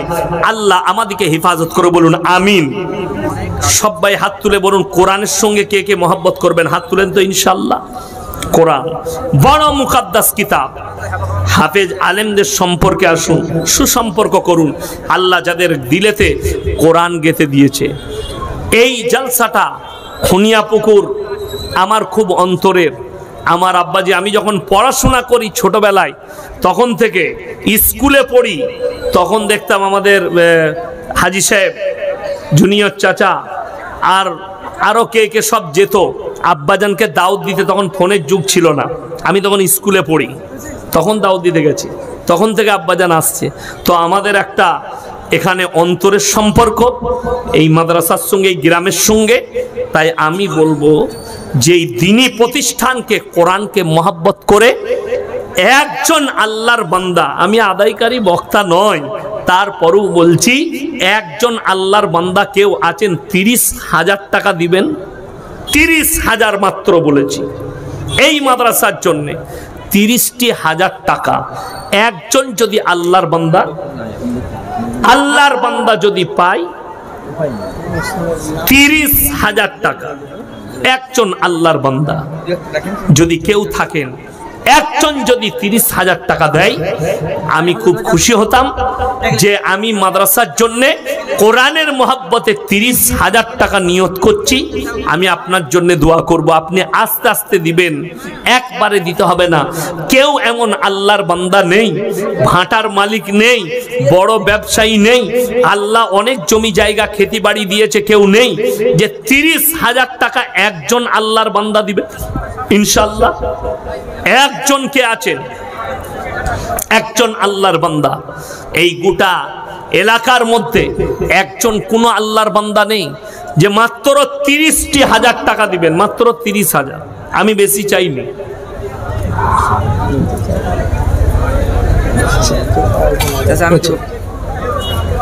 এই দেখেন আমার অন্তরের চাচা 30,000 টাকা চাচা লগদ দিয়েছে। আচ্ছা, এখন 20,000 লগদ আর 10,000 টাকা বাকি। আমি একটাই 30,000 চেয়েছি, মাশাআল্লাহ চাচা দিয়েছেন। আমি বলবো ভাই খালি 5টা, আমি এখনো বক্তব্য শেষ করি না, দেবো আমি খালি 5 জন ভাই 10,000 করে, 5 জন কে কে আছেন একটু হাত তুলে দেন। 10,000 করে 5টা আল্লাহর বান্দা কে কে আছে, আমি আর টাকা চাইবো না। 10 জন, 5 জন ভাই 10,000 করে। 1 নম্বর কেউ আছেন 10,000 টাকা ইনশাল্লাহ? কোন আল্লাহর একজন বান্দা? আল্লাহ নবী সাল্লাল্লাহু আলাইহি সাল্লাম বলেছেন জাকিরা, গচ্ছিত সম্পদ, কিয়ামতের দিনে মানুষ কানবে। আমি যদি আরো কিছু একটু বেশি দান করতাম আমার জন্য আজকে মঙ্গল হতো। তাই আমি বলবো একজন আল্লাহর বান্দা কে আছেন যে 10,000 টাকা দিবেন? একটু আমার সাথে মোলাকাত করবেন যে এই কোরআনের মহব্বতে এই মাদ্রাসার জন্য আমি 10,000 টাকা দেবো। আল্লাহর ওয়াস্তে আমি দোয়া করব আল্লাহ আপনার হায়াতে বরকত। এই দেখুন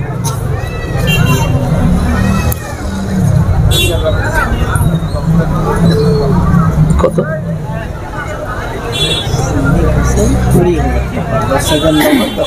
মাশাআল্লাহ। সিদ্দিক হোসেন সাহেব উনি 20,000 টাকা লগদ, 10,000 লগদ বাকি। আমি চেয়েছিলাম মাত্র 10,000 টাকা। আল্লাহ ভাইয়ের হায়াতে বরকত দেখ, রুজি রোজগারে বরকত দেখ, পরকালকে আল্লাহ সুন্দর করুক। পরিবার যিনারা চলে গেছেন সদস্যরা, আল্লাহ তাদের কবরের দিকে জান্নাতুল ফিরদৌসের দরজা খুলে দেখ। আমার ভাই তাহলে 1 নম্বর 10,000 টাকা কে আছেন? মাত্র 10,000 বলেছি, আমি বেশি চাইবো না। 10,000 টাকা কে আছেন? কোন আল্লাহর বান্দা আছেন? মাত্র 10,000 টাকা বলেছি। আমার কোন ভাই আছেন 10,000 টাকা? একটু হাতটা তুলুন। আমি 5টা 10,000 নেবো, আবার বক্তব্য শুরু করে দেবো ইনশাল্লাহ। 5টা খালি, তাড়াতাড়ি বলুন। 5 জন 10,000 টাকা। 5 জন ভাই কে কে আছেন? 5 জন আল্লাহর বান্দা কে কে আছেন? 10,000 টাকা আল্লাহর ওয়াস্তে, মরণের পরের জন্যে, পরকালের জন্যে। একটু উঠে এসে বলি আল্লাহ টাকা দিয়েছে, আপনি আস্তে আস্তে দিবেন। মাশাআল্লাহ, এই দেখেন লিখে দেন 5,000 লগদ আর 5,000 বাকি। 1 নম্বর 10,000 হয়ে গেছে। আল্লাহ তাআলা উনার হায়াতে বরকত দেখ, রুজি রোজগারে আল্লাহ বরকত দেখ, পরিবারকে আল্লাহ সুখী করুক। আচ্ছা মাশাআল্লাহ, একটা 10,000 হলো। 2 নম্বর 10,000 টাকাটা কে আছে? আমি 5টা চেয়েছি মাত্র। 2 নম্বর 10,000 টাকা আপনার কাছে নেই, আপনি 500 টাকা দিয়ে দেন, 1000 টাকা দেন, বাকি আপনি মাসে 1000 করে দিবেন, মাসে 500 করে দিবেন, আপনি 1 মাস পরে দিবেন, 2 মাস পরে দিবেন। এরকম আল্লাহর বান্দা কে আছেন যে একটু নিয়ত করবেন? 10,000 টাকা একজন হয়েছে, আর একজন আল্লাহর বান্দা কে আছেন? আমার কোন ভাই আছেন? মাত্র 10,000 টাকা বলেছি। আল্লাহর কৃপায়, আল্লাহর ওয়াস্তে, আল্লাহর নবী সাল্লাল্লাহু আলাইহি সাল্লাম মক্কা নগরীতে এলান করলেন, ওয়ামা ইউকরিদুল্লাহ কারদান হাসানা। আল্লাহর রাস্তায় কে কি কারদে হাসানা দিবে বলো? আল্লাহর নবী সাহাবীরা নিজেদের জান মালকে কুরবানি করেছেন। আমার ভাই আজকে আপনাকে জান দেবার প্রয়োজন নেই, আপনি খালি মালের খরচ করবেন, আপনি অতটাই নেকি পাবেন। একজন 2 নম্বর আল্লাহর বান্দাটা কে আছেন?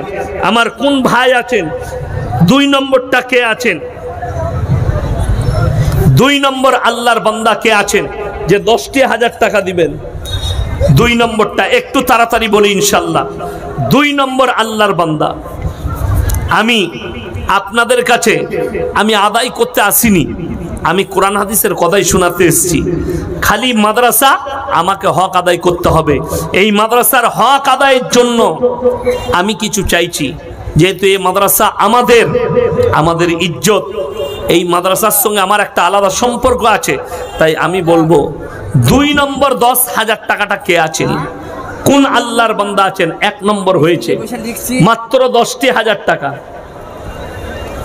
2 নম্বরটা কে আছে জিজ্ঞেস করুন। কিছু বলছে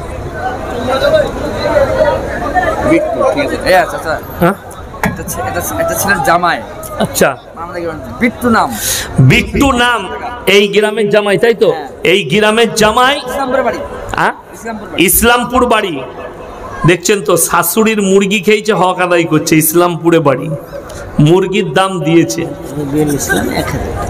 রবিউল ইসলাম ভাই 1000 টাকা দিয়েছেন। তো এই বিট্টু ভাই 10,000 টাকা দিয়েছে।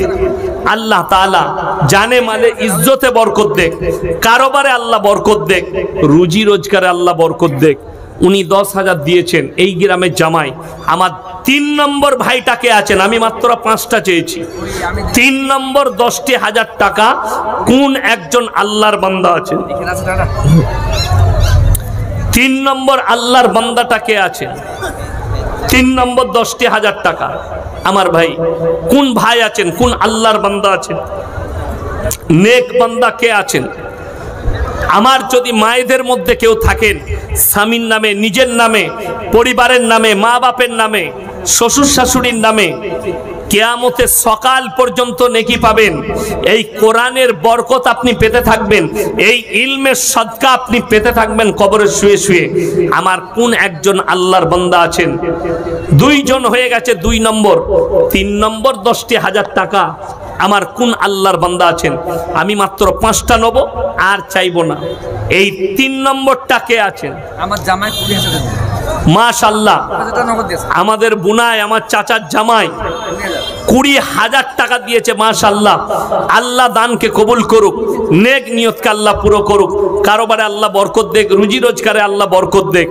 আমার ভাই দেখুন, আমি 30,000 চেয়েছি, 20,000 চাইনি, 10,000 চেয়েছি, তাতেই দুটো 20,000 হয়ে গেল, 10,000 দুটো হয়েছে। আমি বলবো এই 3 নম্বর 10,000 টাকা কে আছেন?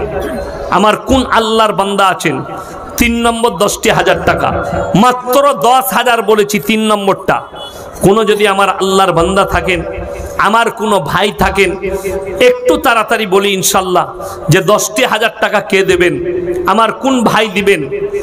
একটু আল্লাহর ওয়াস্তে, নবী মুহাম্মদ সাল্লাল্লাহু আলাইহি সাল্লামের মহব্বতে, কোরআনের মহব্বতে 3 নম্বর ভাইটা একটু হাত তুলেন, একটু বলুন ইনশাল্লাহ 3 নম্বরটা কে আছেন? আমার কোন ভাই আছেন 3 নম্বরটা? মাত্র 10,000 টাকা বলেছি। আর আমার মা যারা আছেন, আমি অনুরোধ করব যে এই খুনিয়া পুকুরের মাটিতে আমি জানি মায়েদের এত দান আছে। আসুন, 2000 কি নাম? হাসরুদ্দিন ভাই লগত 2000 টাকা। মাশাআল্লাহ, আল্লাহ দানকে কবুল করুক, ভাইয়ের হায়াত আল্লাহ বরকত দেখ, রুজি রোজগারে বরকত দেখ। আমি জানি এই খুনিয়া পুকুর, এই দৌলতাবাদ এলাকার মা বোনেরা এরা প্রচুর দান করেন, প্রচুর আল্লাহর রাস্তায় দেয়। তাই আমি বলবো ভাইয়েরা অনেক দিলেন। 5 জন মা এমন কে আছেন, আমি আপনাদের কাছে টাকা চাইবো না। ইসলামের সর্বপ্রথম যার টাকা খরচ হয়েছে তিনি হচ্ছেন হযরতে খাদিজাতুল কুবরা রাদিয়াল্লাহু তাআলা আনহা, আল্লাহর রাসূল সাল্লাল্লাহু আলাইহি সাল্লামের প্রথম বিবি। আমি দোয়া করব আল্লাহ জানো ওই 5 জন মাকে কিয়ামতের দিনে মা খাদিজার পাশে দাঁড় করায়, মা খাদিজার সঙ্গে যেন জান্নাত নসিব করেন। আমি দোয়া করব 5 জন মা কে আছেন যে নিজের এই কোরআনের মহব্বতে নিজের নাকের সোনার নাগমাচিটা একটু আমার হাতে দিয়ে পাঠাবেন। 5 জন মা, 5 জন মা এরকম কে আছেন? 5 জন আল্লাহর বান্দি নবী মোহাম্মদ সাল্লাল্লাহু আলাইহি সাল্লামকে মহব্বত करने वाली মায়েদের মধ্যে 5 জন এমন মাকে দেখতে চাই। আমি দোয়া করব, আমি ফজরে দোয়া করব, ইনশাআল্লাহ আমি নামাজে দোয়া করব, আমি যখন যেখানে দোয়া করব আপনাদের জন্য জান ভরে দোয়া করব। আল্লাহ যেন এই মাদের হায়াতে বরকত দেয়, রুজি রোজগারে বরকত দেয়। তাড়াতাড়ি 5 জন মা একটু পাঠান, নিজের পাঁচটা মা বোন সোনার নাকমাচিটা খুলে দেন কোরআনের মহব্বতে। আপনারা দেখান যে যেদিনে মুহাম্মদ সাল্লাল্লাহু আলাইহি সাল্লাম দিন প্রচার করেছেন সেই দিনেও প্রথম মহিলাদের দান খরচ হয়েছে, আজকেও মায়েদের কোরবানিটা বেশি। আমি বলবো 5 জন মা এই মজমায় কে আছেন যে নিজের সোনার নাকমাচিটা একটু দিয়ে পাঠাবেন স্টেজে। সেলিম বোম্বে থাকে, উনি 20,000 টাকা দিবে আমার টেলিফোন। মাশাআল্লাহ, টেলিফোনে বলেছে সেলিম ভাই মুম্বাইয়ে থাকেন, উনি 20,000 টাকা দেবেন। আল্লাহ তাআলা ওনার হায়াতে বরকত দেখ, ওনার রুজি রোজগারে বরকত দেখ, আল্লাহ তাআলা জানে মালে ইজ্জতে বরকত দেখ। আমার ভাই সাজ্জাদ হোসেন লালবাগ বাড়ি 10,000 টাকা দিবেন, 2,000 টাকা। আচ্ছা, সাজ্জাদ হোসেন ভাই 10,000 টাকা দিবেন, 2,000 টাকা নগদ দিয়েছেন, লালবাগে বাড়ি। আল্লাহ ভাইয়ের কারোবারে বরকত দেখ, রুজি রোজগারে বরকত দেখ, হায়াতে বরকত দেখ। আমি বলবো আমার মারা, আপনাদের কাছে আমি কোনো টাকা চাইনি, আমি শুধু চাইছি 5 জন মা 5টা খালি সোনার নাকমাছি দিয়ে পাঠাবেন। আমি তাদের জন্য জান ভরে দোয়া করব।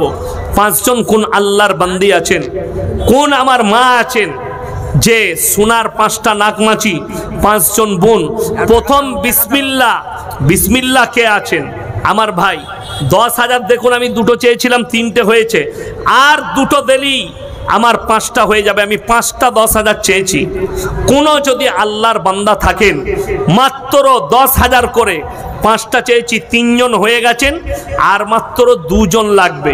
এই 4 নম্বর ভাইটা কে আছেন? 10,000 টাকা 4 নম্বরটা। ইনশাল্লাহ দেখি কোন আমার আল্লাহর বান্দা আছেন 4 নম্বর 10,000 টাকা দিবেন। কে আছেন? আমার কোন ভাই আছেন? কোন আল্লাহর বান্দা আছেন?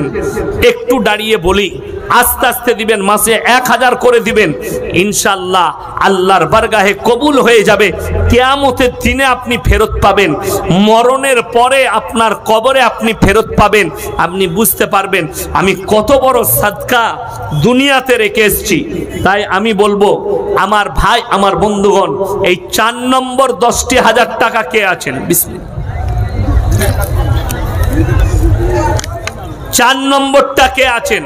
4 নম্বর 10,000 টাকা আমার কোন আল্লাহর বান্দা আছেন? 4 নম্বরটা একটু তাড়াতাড়ি বলি ইনশাল্লাহ। আমি 5টা চেয়েছি, আমার যুবক ভাই 5টা, তার মধ্যে 3টে হয়ে গেছে, আর মাত্র 2টো লাগবে। 2 জন আল্লাহর বান্দা কে আছেন? 10টি করে 1000 টাকা। আমার মা বোনের দিকে বলছি, আপনাদের কাছে 5 জন মহিলা, 5 জন মা আল্লাহর নেক বান্দি কে আছেন যে নিজের নাক মাছিটা খুলে দিবেন? আপনাদের কাছে 5টা চেয়েছি কোরআনের জন্য, কোরআনের মহব্বতে, আল্লাহ রসুল সাল্লাল্লাহু আলাইহি সাল্লামের মহব্বতে।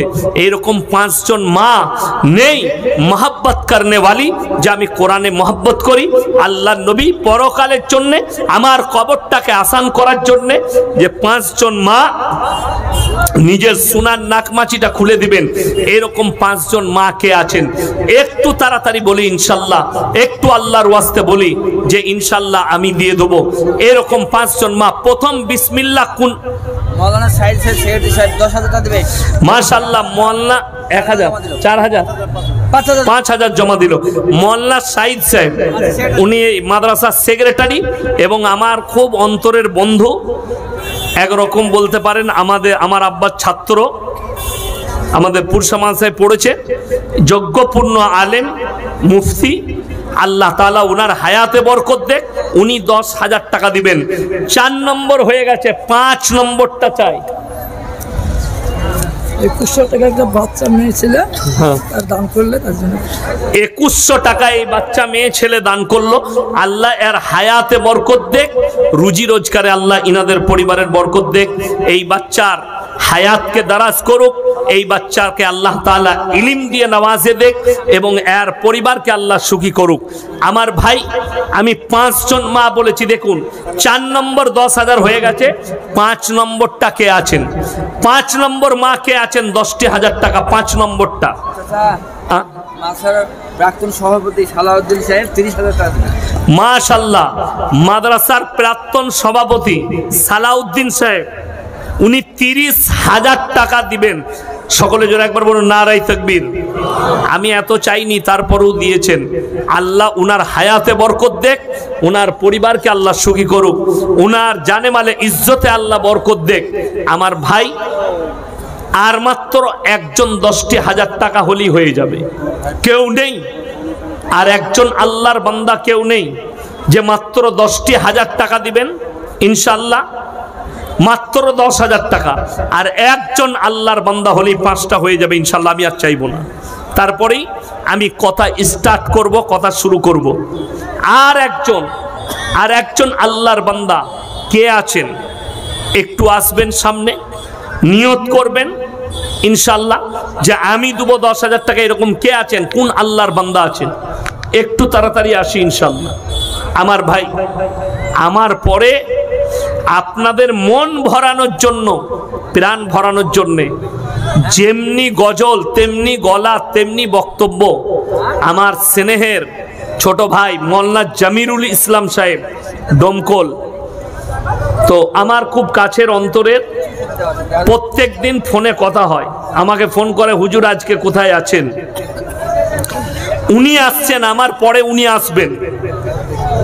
আমার ভাই, তাই আপনাদেরকে অনুরোধ করব, এই লাস্ট 10,000 টাকাটা কে আছেন?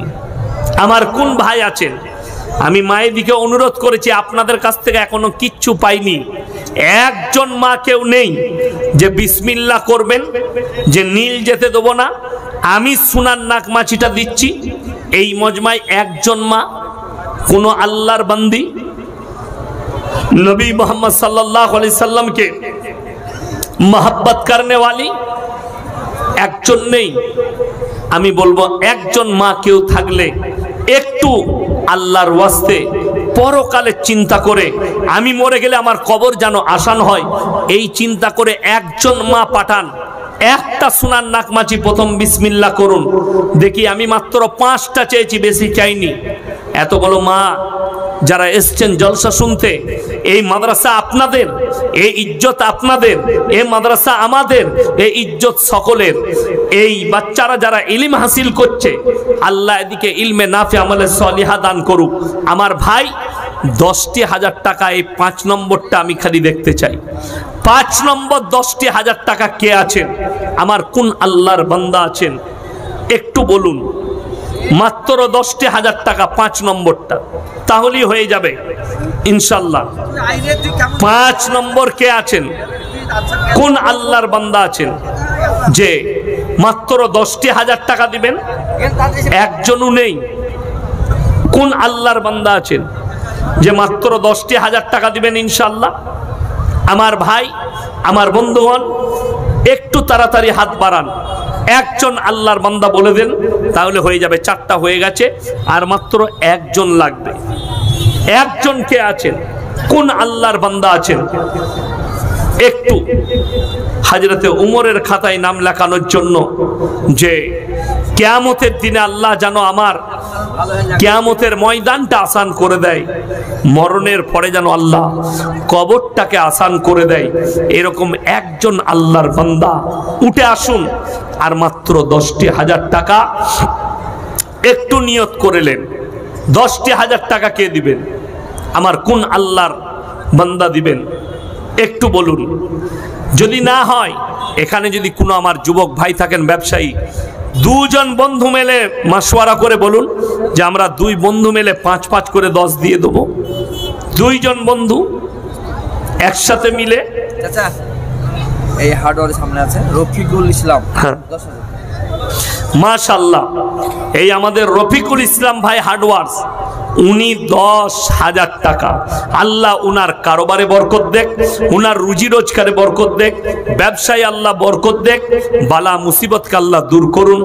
উনার পরিবারের যে সমস্ত সদস্যরা চলে গেছে আল্লাহ তাদের সকলকে জান্নাতবাসী করুক। আমার ভাই, আমি 5টা চেয়েছিলাম, 5টা হয়ে গেছে, আমি আর চাইবো না। আমি খালি এতটুকু বলতে চাই যে মায়েরা, আমি তোমাদের কাছে অনুরোধ করেছিলাম যে এই খুনিয়া পুকুরের মজমাই, জলসার মজমাই, একজন মা এরকম কেউ নেই যে একটা সোনার নাগমাছি দিয়ে পাঠাবেন? একটা একজন মা কেউ নেই।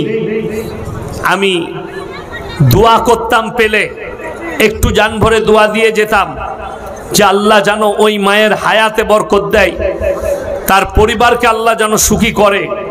আমি দোয়া করতাম। একজন কোনো আমার মা নেই যে দিয়ে পাঠাবেন সোনার নাগমাছিটা খুলে, যে আমার এই সোনার নাগমাছি আমি কোরআনের জন্যে, কোরআনের জন্যে, পরকালের জন্যে। ঠিক আছে ডক্টর দিস্তার 10,000। মাশাআল্লাহ, আমি চেয়েছিলাম কটা? 5টা। ডাক্তার কি বললেন? 10,000। দস্তার আলী দিস্তার, মাশাআল্লাহ 10,000 টাকা দিয়েছেন ডাক্তার বাবু। আল্লাহ উনার হায়াতে বরকত দেখ, রুজি রোজগারে বরকত দেখ, কারোবারে আল্লাহ বরকত দেখ, রুগীতে বরকত দেখ। রুগীতে বরকত বললে ভুল হয়ে যাবে নাকি? হ্যাঁ, ডাক্তারের মা দোয়া করে আমার ছেলের ডাক্তারি ভালো চলুক, রোগীর মা দোয়া করে আল্লাহ আমার ছেলেকে সুস্থ করো। আমার আল্লাহ সবারই কথা শুনেন, জোরে বলুন সুবহানাল্লাহ। সবারই কথা। অনেকজন মনে করেন অসুস্থ হচ্ছি, কেন হলাম? বিশ্বাস করুন, অসুস্থতা হচ্ছে আল্লাহর একটা বড় নিয়ামত, বড় নিয়ামত। হাদিসে আছে, শেষ জিন্দেগিতে আপনার যদি অসুখ হয়, জানবেন আপনি শুয়ে শুয়ে ইস্তেগফার করার সুযোগ পেলেন। আর যে লোকটা ঝাঁটাম আর ফাটাম হলো, সে কোনো সুযোগ পেল না। তার নাম স্টক, ঝাড়াম, ধাপ আর ধাপ, কি হলো? ওগুলো মরে গেছে, সুযোগ নাই। আর আপনি বিছনে পড়ে আছেন, ক্যান্সার হয়েছে, টিউমার হয়েছে, আপনার সুগার হয়েছে, কিডনি ফেল হয়েছে, বিছানায় শুয়ে আছেন, কাঁদবেন, আল্লাহ আমার জীবনের পাপগুলো ক্ষমা করে দাও। কষ্টের মাধ্যম দিয়ে আল্লাহ তার সমস্ত গুনাহকে, হাদিসে আছে, ক্ষমা করে দেয়। জোরে বলুন সুবহানাল্লাহ। যদি বলেন আমাদের ডক্টর সেন্টু ডাক্তার, হ্যাঁ, ওর বাড়ি আছে লোহারপাড়া। আচ্ছা, 5,000 টাকা। মাশাআল্লাহ, সেন্টু ডাক্তার, লোহারপাড়া বাড়ি, উনি 5,000 টাকা দিবেন। মাশাআল্লাহ, আল্লাহ দানকে কবুল করুক, নেক নিয়তকে আল্লাহ পুরো করুক, কারোবারে আল্লাহ বরকত দেখ। তো আমি যেটা বলছিলাম, কোনো মানুষ অসুস্থ থাকলে আমাদের সমাজের লোক একটু খারাপ ভাষা ব্যবহার করে। কি বলে? বলে অমুকের ক্যান্সার হয়েছে, বুঝে হবে না, শালা কম পাপ করেছে নাকি? বলে না, বলে না। বোকা মূর্খ, তার জীবনের একটা ভালো কাজ ছিল, তার জন্য আল্লাহ তাকে সুযোগ দিয়েছে ওই রোগের দ্বারা ইস্তেগফার করার। সে হয়তো জীবনে কোনো একটা ভালো কাজ করেছে, তার জন্য আল্লাহ সুযোগ দিয়েছে। আল্লাহ আমাকে ক্ষমা করে দাও, আল্লাহ আমাকে ছেড়ে দাও, আল্লাহ আমাকে সুস্থতা দান কর, আল্লাহ আমি তোমার কাছে চলে গেলে আল্লাহ আমাকে ক্ষমা করে দিও। শুনেলেন, আল্লাহর প্রিয় বান্দা সবাই হবে। জোরে বলুন ইনশাল্লাহ। সব থেকে প্রিয় কে জানেন? যে পাপ করার পরে আল্লাহর কাছে ক্ষমা চাই, ইস্তেগফার করে, যে আল্লাহ আমার জীবনে পাপ হয়ে গেছে। আপনি সকাল থেকে সন্ধ্যে পর্যন্ত বিভিন্ন লোকের সঙ্গে আমরা উঠা বসা করি না, চলাফেরা, খাওয়া দাওয়া। তো আপনি বলতে পারেন, আপনারা শুধু নয়, আমাদের মতো বাপের বেটা কোনো মৌলবি বলতে পারবে না যে আমারও ছোটোখাটো গুনাহ হয় না। এটা আমি গর্ব করে বলছি, আমাদেরও চলতে ফিরতে, বলতে, কথা বলতে ছোটোখাটো গুনাহ হয়ে যায়, কিন্তু মাফ কি করে হবে? আল্লাহর প্রিয় সে যে আল্লাহর কাছে নিরালায় বসে এসার পরে ক্ষমা চেয়ে নিবে। মৌলানা শাহ আবরারুল হক সাহেব রহমতুল্লাহ আলাই, দাওয়াতুল হক হরদোই, বিশিষ্ট চিন্তাবিদ এবং বড় আল্লাহর ওলি ছিলেন, বুजुर्गाने दिन। তিনি তিনার আরকানের কিতাবে লিখেছেন कि हर मुसलमान को ये करनी चाहिए कि एक मर्तबा मुराक्काबा कर ले रोजाना। मुराक्काबा माने হচ্ছে তার আত্মার সমীক্ষা করে লেখ। এসার নামাজের পরে বাড়িতে হোক মসজিদে হোক এক কোণে মাথা নিচু করে ভাবনা চিন্তা করা, আপনার যে গুনাহগুলো মনে পড়বে একটু আল্লাহর কাছে কাঁদা, ইস্তেগফার করা, হায় হায় হায় আমার দ্বারা আল্লাহ এই পাপটা হয়ে গেছে, তুমি ক্ষমা করে দাও। কোরআনে আছে, এরপর শুনেলেন সূরা ফুরকান, ইল্লা মান তাবা ওয়া আমানা ওয়া আমিলা আমালান সলিহা ফাউলাইকা ইউবাদদিলুল্লাহু সাইয়্যাতিহিম হাসানাত ওয়া কানাল্লাহু গফুরার রহিমা। যারা তওবা করার মতো তওবা করবে, যারা ইস্তেগফারের মতো ইস্তেগফার করবে, আমি আল্লাহ তাদের পাহাড়ের মতো গুনাহগুলো নেকি দ্বারা বদলে দেব। জোরে বলুন সুবহানাল্লাহ। অনেক পাপ করেছেন, মনে পড়ে গেল আল্লাহ আমি তো অনেক পাপ করে ফেলেছি জীবনে, আজকে আমি ইস্তেগফার করব। আপনি সকাল সন্ধ্যা 100 বার করে ইস্তেগফার করুন, 5 ওয়াক্তের নামাজ পড়ুন। আর আপনার যদি মনে পড়ে যে ইয়াসিন ভাইয়ের সঙ্গে অন্যায় হয়েছে, একবার হাতটা ধরে গলায় জড়িয়ে বলুন, ভাই আমার ওটা ভুল ছিল, একটু ক্ষমা করে দিও। আপনার প্রতি আমি অন্যায় করেছি, আপনাকে বুকে জড়িয়ে বললাম, ভাই আমার ভুল হয়ে গেছে, আমাকে ক্ষমা করে দিও। দেখবেন এই ক্ষমার দ্বারা আপনি মুমিন হবেন, আপনার পরকালটা সুন্দর হবে। তা না হলে আল্লাহর কসম, যারা বেঈমান কাফের হবে, যারা মুনাফিক হবে, যারা বদ্দিন হবে, তাদের জন্য কিয়ামতের দিনটা এত ভয়ানক হবে। কোরআনের খালি একটা ছোট্ট আয়াত শুনিয়ে দিই, সূরা সিজদা, যখন জাহান্নামকে টেনে এনে দাঁড় করানো হবে আর জাহান্নামের আগুন যখন ওপর দিকে ছুট মারবে আর গাঙ্গর দিবে, মানে চিল্লানি দিবে, আমার উপরে খাবার নিক্ষেপ করুন। আল্লাহকে বলবেন আমাকে খাবার দাও। জাহান্নাম যখন তর্জন দিবে আর গর্জন দেবে, কোরআনে আছে যারা জাহান্নামী হবে তারা চোখের পানি ফেলিয়ে আল্লাহকে কি বলবেন জানেন? রব্বানা ইয়াবসারনা ওয়াসামিনা ফারজিনা নামাল সলিহা ইন্না মুকিনুন। ওগো আল্লাহ, আজকে আমরা জাহান্নামের আগুন দেখতে পাচ্ছি, তার তর্জন গর্জন শুনতে পাচ্ছি, আর একবার আমাদিকে দুনিয়াতে ফিরিয়ে দাও, ভালো কাজ করব, নেক কাজ করব, নেক আমল করে আনবো। আমার আল্লাহ উত্তর দেবেন, লাআমলাআন্না জাহান্নামা মিনাল জিন্নাতি ওয়ান নাসি আজমাইন। আমি আল্লাহ রাব্বুল আলামিন জাহান্নামকে জিন এবং ইনসান দ্বারা পরিপূর্ণ করব। সেদিনে তারা অঙ্গীকার করবে, কোরআনে অপর জায়গায় আছে, এবং সেই জাহান্নামীরা কি বলবে জানেন আল্লাহর কাছে? তারা বলবে, ওয়ায়াকুলুল কাফিরু ইয়া লাইতানি কুনতু তুরাবা। আমরা যদি আজকে মানুষ না হয়ে মাটি হতাম, আমাদের জন্য ভালো হতো, এই আযাবে আমাদেরকে পড়তে হতো না। আমার বন্ধুগণ, সবাই নিয়ত করলেন আমরা পরকালের চিন্তা নেব, বলুন ইনশাআল্লাহ।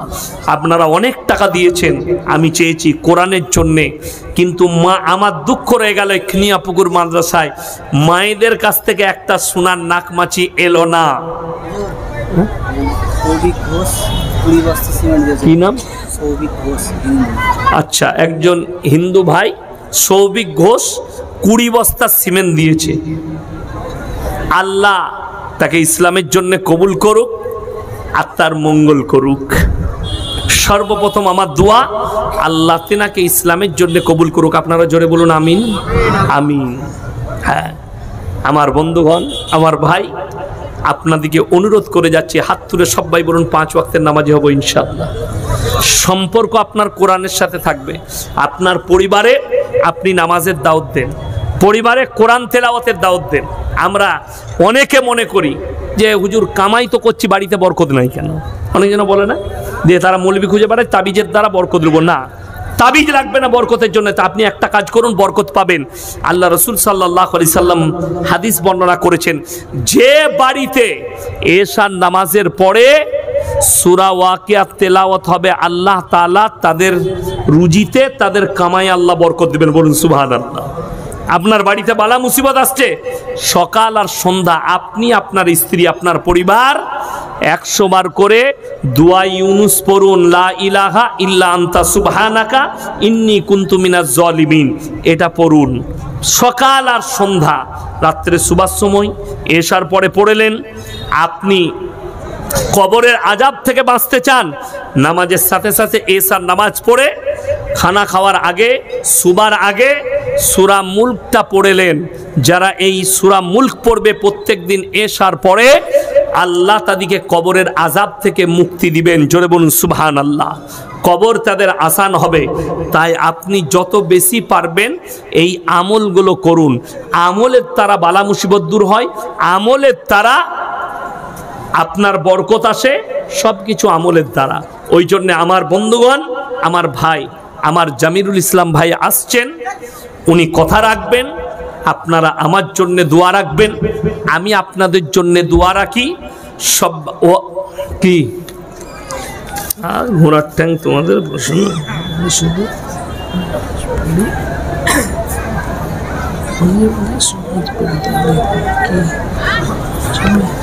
আমি শুধু ফরজ নামাজ পড়ি, মাঝে মাঝে সুন্নত পড়ি। আমাদের দেশের লোকের একটা রোগ আছে, জুম্মার নামাজটা পড়ে ঘর পালিয়ে যায়, সুন্নত পড়ে না। যেগুলো সুন্নতে গায়ের মুআক্কেদা, আসরের আগে 4 রাকাত সুন্নত আছে না, ওই সুন্নতটা যদি কেউ পড়ে নেকি পাবে, না পড়লে কোনো কি গুনাহ নাই। কথাটা বুঝতে পেরেছেন? এশার আগে 4 রাকাত সুন্নত কেউ পড়লে নেকি পাবে, কোনো গুনাহ নাই। মাগরিবের পরে 2 রাকাত সুন্নত পড়তেই হবে, নাহলে গুনাহ হবে। এশার পরে 2 রাকাত সুন্নত পড়তেই হবে, গুনাহ হবে। ফজরের আগের 2 রাকাত সুন্নত পড়তেই হবে, গুনাহ হবে। জোহরের আগের 4 রাকাত, পরের 2 রাকাত সুন্নত পড়তেই হবে, নাহলে গুনাহ হবে। এরপর বলি, আমাদের দেশে একজনা শিষ্য আছে। বাংলাদেশে একজন পীর ছিল মনসুর শাহ, তার যারা মুরিদ তারা বলছে সুন্নত পড়া যাবে না। মনসুর শাহের নাম শুনেছেন? আপনাদের মুর্শিদাবাদেও তার মুরিদ আছে, আমি বাই ক্যামেরা বলছি। সেই শয়তানরা বলছে সুন্নত পড়া যাবে না। এরা নবীর দুশ্মন না দুশ্মন নয়? দুশ্মন। নবীজি সাল্লাল্লাহু আলাইহি সাল্লাম যখন সুন্নত পড়েছেন, ছাড়েননি কোনোদিন, সেটা হচ্ছে মুআক্কেদা। আর যেটা কখনো পড়েছেন কখনো পড়েননি, যেটাই গুরুত্ব বেশি দেননি, সেটা সুন্নতে গায়ের মুআক্কেদা। পড়লেও নেকি আছে, না পড়লে কোনো গুনাহ হবে না। কিন্তু যারা যে সুন্নতগুলো বললাম, এগুলো যদি কেউ ছেড়ে দেয়, সে গুনাহগার। অথচ সে নিজে থেকে ছাড়ছে, তার মানে কথাটা ঠিক কি না? নিজে থেকে ছাড়ছে। ছেলে মানুষ আমার জন্য,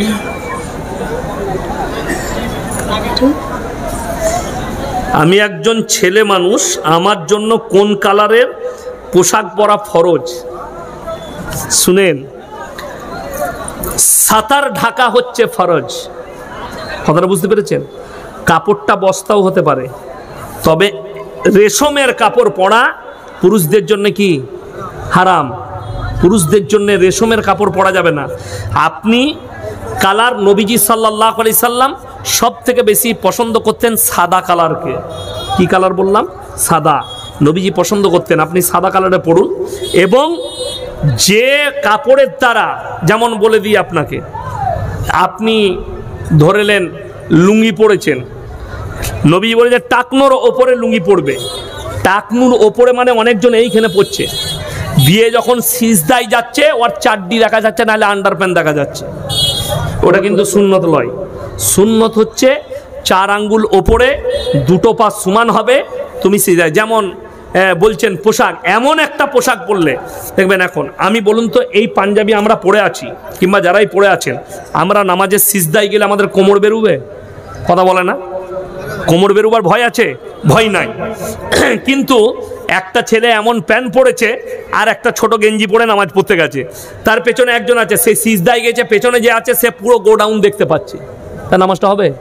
যে পেছনে আছে গোলমাল হয়ে গেল, নজরে পড়ছে। তো এমন পোশাক পরলে যার দ্বারা নামাজের ক্ষতি হবে, যার দ্বারা আকীদার ক্ষতি হবে। যেমন অনেক পুরুষ টাকনুর নিচে যারা কাপড় পরবে, সেই অঙ্গগুলো জাহান্নামের